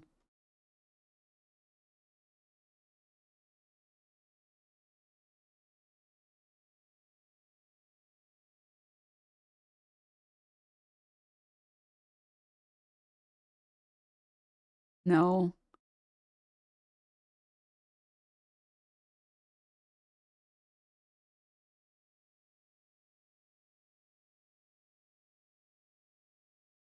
Oh, where is it? There was one that was really good that had me fucking laughing my ass off, but I can't find it right now. There was another one of like this chick that was playing, I think it was like COD, or maybe she was playing Valorant. And she was like, what's your favorite princess or something? Let me see if I can find it. Hold up. Wait, I really want to find it. Wait, I think I found it. Do you guys have a favorite Disney princess? Cinderella. I'm more Betty than Cinderella. I saw that voice you are not. You didn't see me, bro. If you saw me, you'd because you cannot handle my Betty. What princess you want to be, Chamber? I don't want to be a princess. Who's your favorite princess? Find them. Chamber? I just said I don't have one. Are you guys like No. What? He has a prince, bro. His prince is Shrek. I don't watch fucking cartoons. Like what? I don't have favorite. Don't watch cartoons when you play Valorant. It's crazy. I don't even know what they are. Why is he so mad? Yo, why are we talking about this shit right now? Can we focus on the Valorant game, please? Me and Reina are both focusing. Clove, do you have a favorite princess? Bro, this woman and the Reina talking about their favorite princesses and they're top fragging. For non-gamers, that means they're getting all of the kills and they're the reason that they're even still in the game. And all the people mad as shit are dog shit at the game. Brave count? I don't know. Merida? Yeah. I think Rapunzel is good, guys. What you think? Come on, calm, bro. Who is your favorite princess, Sova? Jasmine. Ooh, nice one. Nice pick. Phoenix, you're acting like you're calming to win the game. Let's go. Nice, Reina. Yeah, I'm a baddie. Yeah, he's a baddie and his favorite princess is Rapunzel, so you gotta deal with it. One enemy. Nice, you got it. Spike down. Okay, guys. At least we know who are we as a princess. Crazy that the top two people were talking about the princesses. Maybe if everyone else did, we would be winning. Timber didn't talk with us, so Timber is the best. Yeah, see? Timber was mad. I don't have a favorite princess. And he's bottom fragging 4 and 19, bro. Exactly. It's okay, guys. At least you know our princess. Yes, sir. There's something very funny about like rage baiting loser dudes on the internet, and they're just so mad. They're like, how dare you? I don't have a favorite princess. Big strong man that plays Valorant. I don't watch cartoons. I can kind of understand if you play CS, bro, and you say you don't watch cartoons, but you are playing Valorant, man. You are playing Valorant, bro. Grow up. Oh my god. Guys, Daniel sounds like he's pissing his pants. There are things you have to consider before gaming. True. Real. Anyways. Well, that was a fun tangent. Thank you guys for letting me talk about the goth girl drama nonsense. I'm sorry. I fundamentally disagree with gatekeeping on principle. It feels like a lot of gatekeeping is literally just, but I don't like that my hobby is bigger than I want it to be, and I want my hobby to only be this one very specific thing. And it's like, bro, grow up. All right, bro? As your hobby gets more and more fans, the type of people in your hobby are going to change somewhat. And if you only want to talk to people that are engaging in the hobby the exact way you're engaging in it, guess what? There are modifiers for that. All right? Flat isn't that bad, Denims.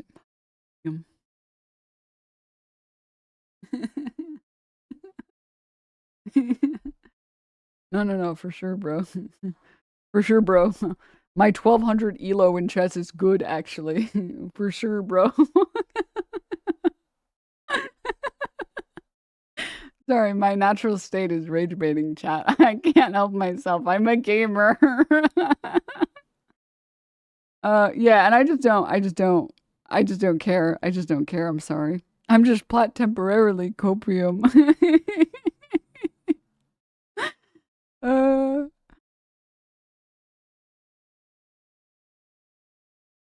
What was I gonna say? Yeah, on some level I understand, because like I had this experience a little bit in gaming where I was like, oh man, I'm running into a lot of people that say they play games, but they don't play the games I play. And they play other games. But then you just tell them, like, do you play any FPS games?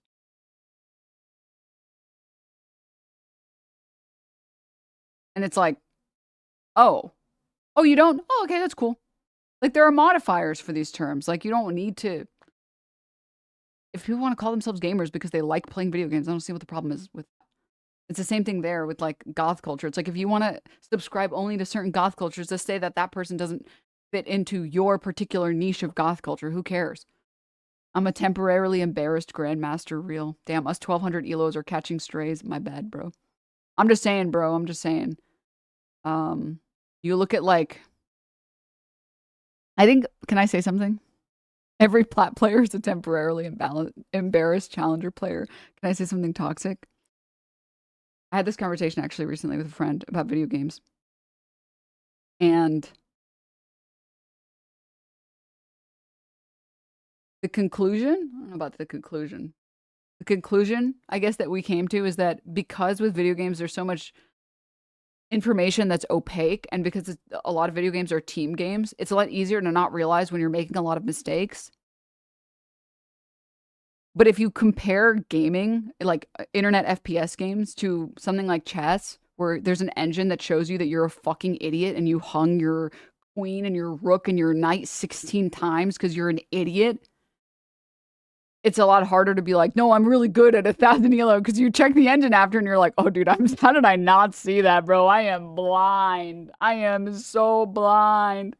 Whereas when you're like playing competitive games, sometimes like certain fights are lost because you don't have ult advantage or whatever. There's so much opacity. So it's easy to be like, no, but I did well. It's like, unfortunately, I hate to tell you guys, really good players in competitive FPS games, they will easily get MVP and carry every game up until like 2 ranks below them. It's real. It's real. You be carrying. You be carrying if you good. It's true.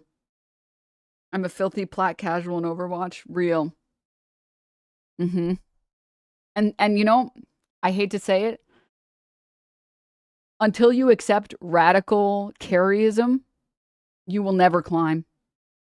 You will never climb. The easiest way to never climb is to blame your team. Hard to swallow pills. Sorry. Sorry. You must accept that you have to land every headshot. You must accept that you have to get 30 final hits. You must accept that you have to be the reason why every ulti gets canceled. You are the you can only control your actions in the game. Mm-hmm. You either carry or you lose, correct? Mm-hmm. Real. It's real. This is some unemployment shit, TBH? Yes, correct. Yes, this is only for the very unemployed. But the truth, that is the truth. That is the truth. Wait, so not a gamer here, but if I understand correctly, I should have a favorite princess if I want to succeed? Correct. It's too hard, Denims. I can't. You have to be stronger, bro. You have to be stronger. You have to land every heal. You have to land every kill. You have to die on the point. You have to carry your team, bro. Either die a carrier or live long enough to become the carried. Real. Mm-hmm. Mm-hmm. The truth. It's the truth. And it's hard, but the reason why certain people climb and other people don't is a big part of it is just being able to recognize that you needed to do more. And sometimes I've had it happen where I look at my team and my Spider-Man is 0-20. He has 0 kills and 20 deaths. And I'm like, how? How? And I had to carry that, even that game. Not the Spider-Man's fault. It's my fault because I couldn't carry harder. Mm-hmm. There was a kill that I missed, or an ult that I fucked up, or a heal that I wasn't in place for. Your back must be made of steel. Your spine needs to be titanium. You must carry your team on your back. You must. You must.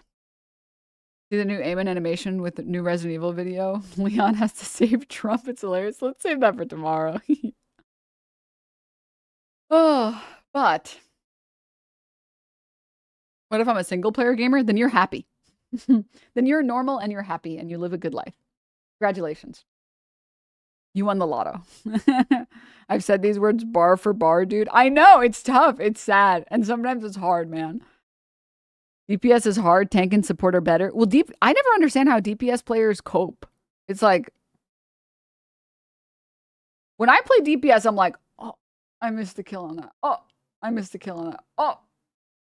Oh, that one was so like, I'll have the best stats in the game, but I'm DPS. That's my job. My job is to get all of the kills. So when I miss any shots, I'm like, I got only 20 final hits instead of 30, dude. This game, I lost us this game, dude. This is too hard. That's fucked up, man. Yeah, that's tough. But, you know, I like pressing W. I like to play tank players because you just get to play W. It's like, I'm just going to walk at you menacingly. And half the time, you can actually just brutally frame mog people and they'll, like, leave. It's the best part of playing tank. You just walk at people and they're like, well, yeah, back up. Yo, back up. Whoa. You can have the point, man. You can have the point. You can have it, man. You want my supports? You can have them. You want my DPS? Have them. They're yours. They're yours, man. Whatever you want, man. Lunch money? You want it? Sure, go for it. My wife? Go ahead. My house? Sure. And you just do it just by walking at people. Intimidation build. It's why I like Nautilus. It's like, from the depths, or whatever he says. It's also why Malphite is fun. You will lose. That's my kind of character. You just walk at people and they're like, huh, you know something I don't know.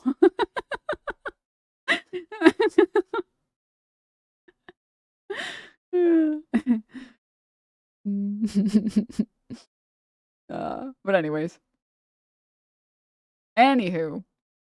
That's enough of that. Sorry we just made the last like hour of stream about like gaming and stuff. I'm addicted. I played too much Rivals yesterday. I've been clocking in too many gaming hours, admittedly. I apologize. Something is wrong with me.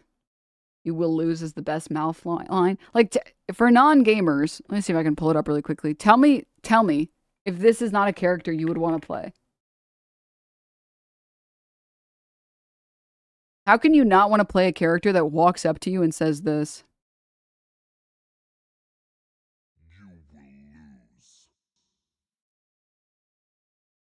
You will lose. Bro walks up to you and says, you will lose, bro. Giant rock man walks up to you, says, you will lose. Bro, give it up, man. Aura is the aura. You can't, listen, I'm just saying, tanking, that's where you aura farm. That's where you aura farm.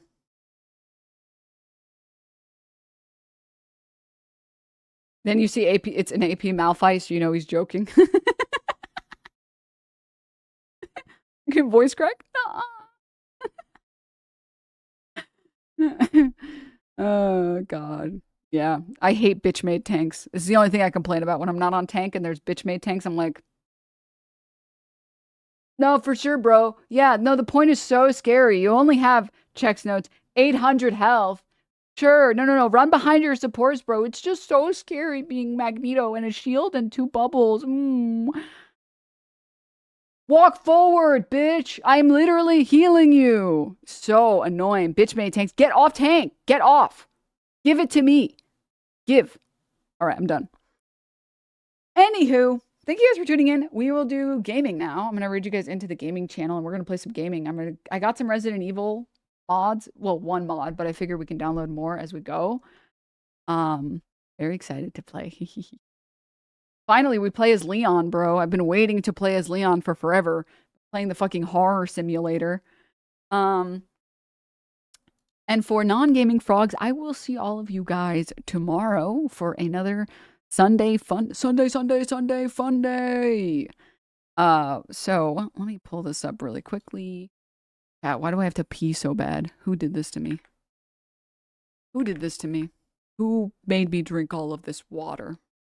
Okay, but anyways, thank you guys so much for coming to the stream. I will see all of you guys tomorrow, non-gaming frogs. Have a great rest of your day. Stay hydrated. Tell you love them.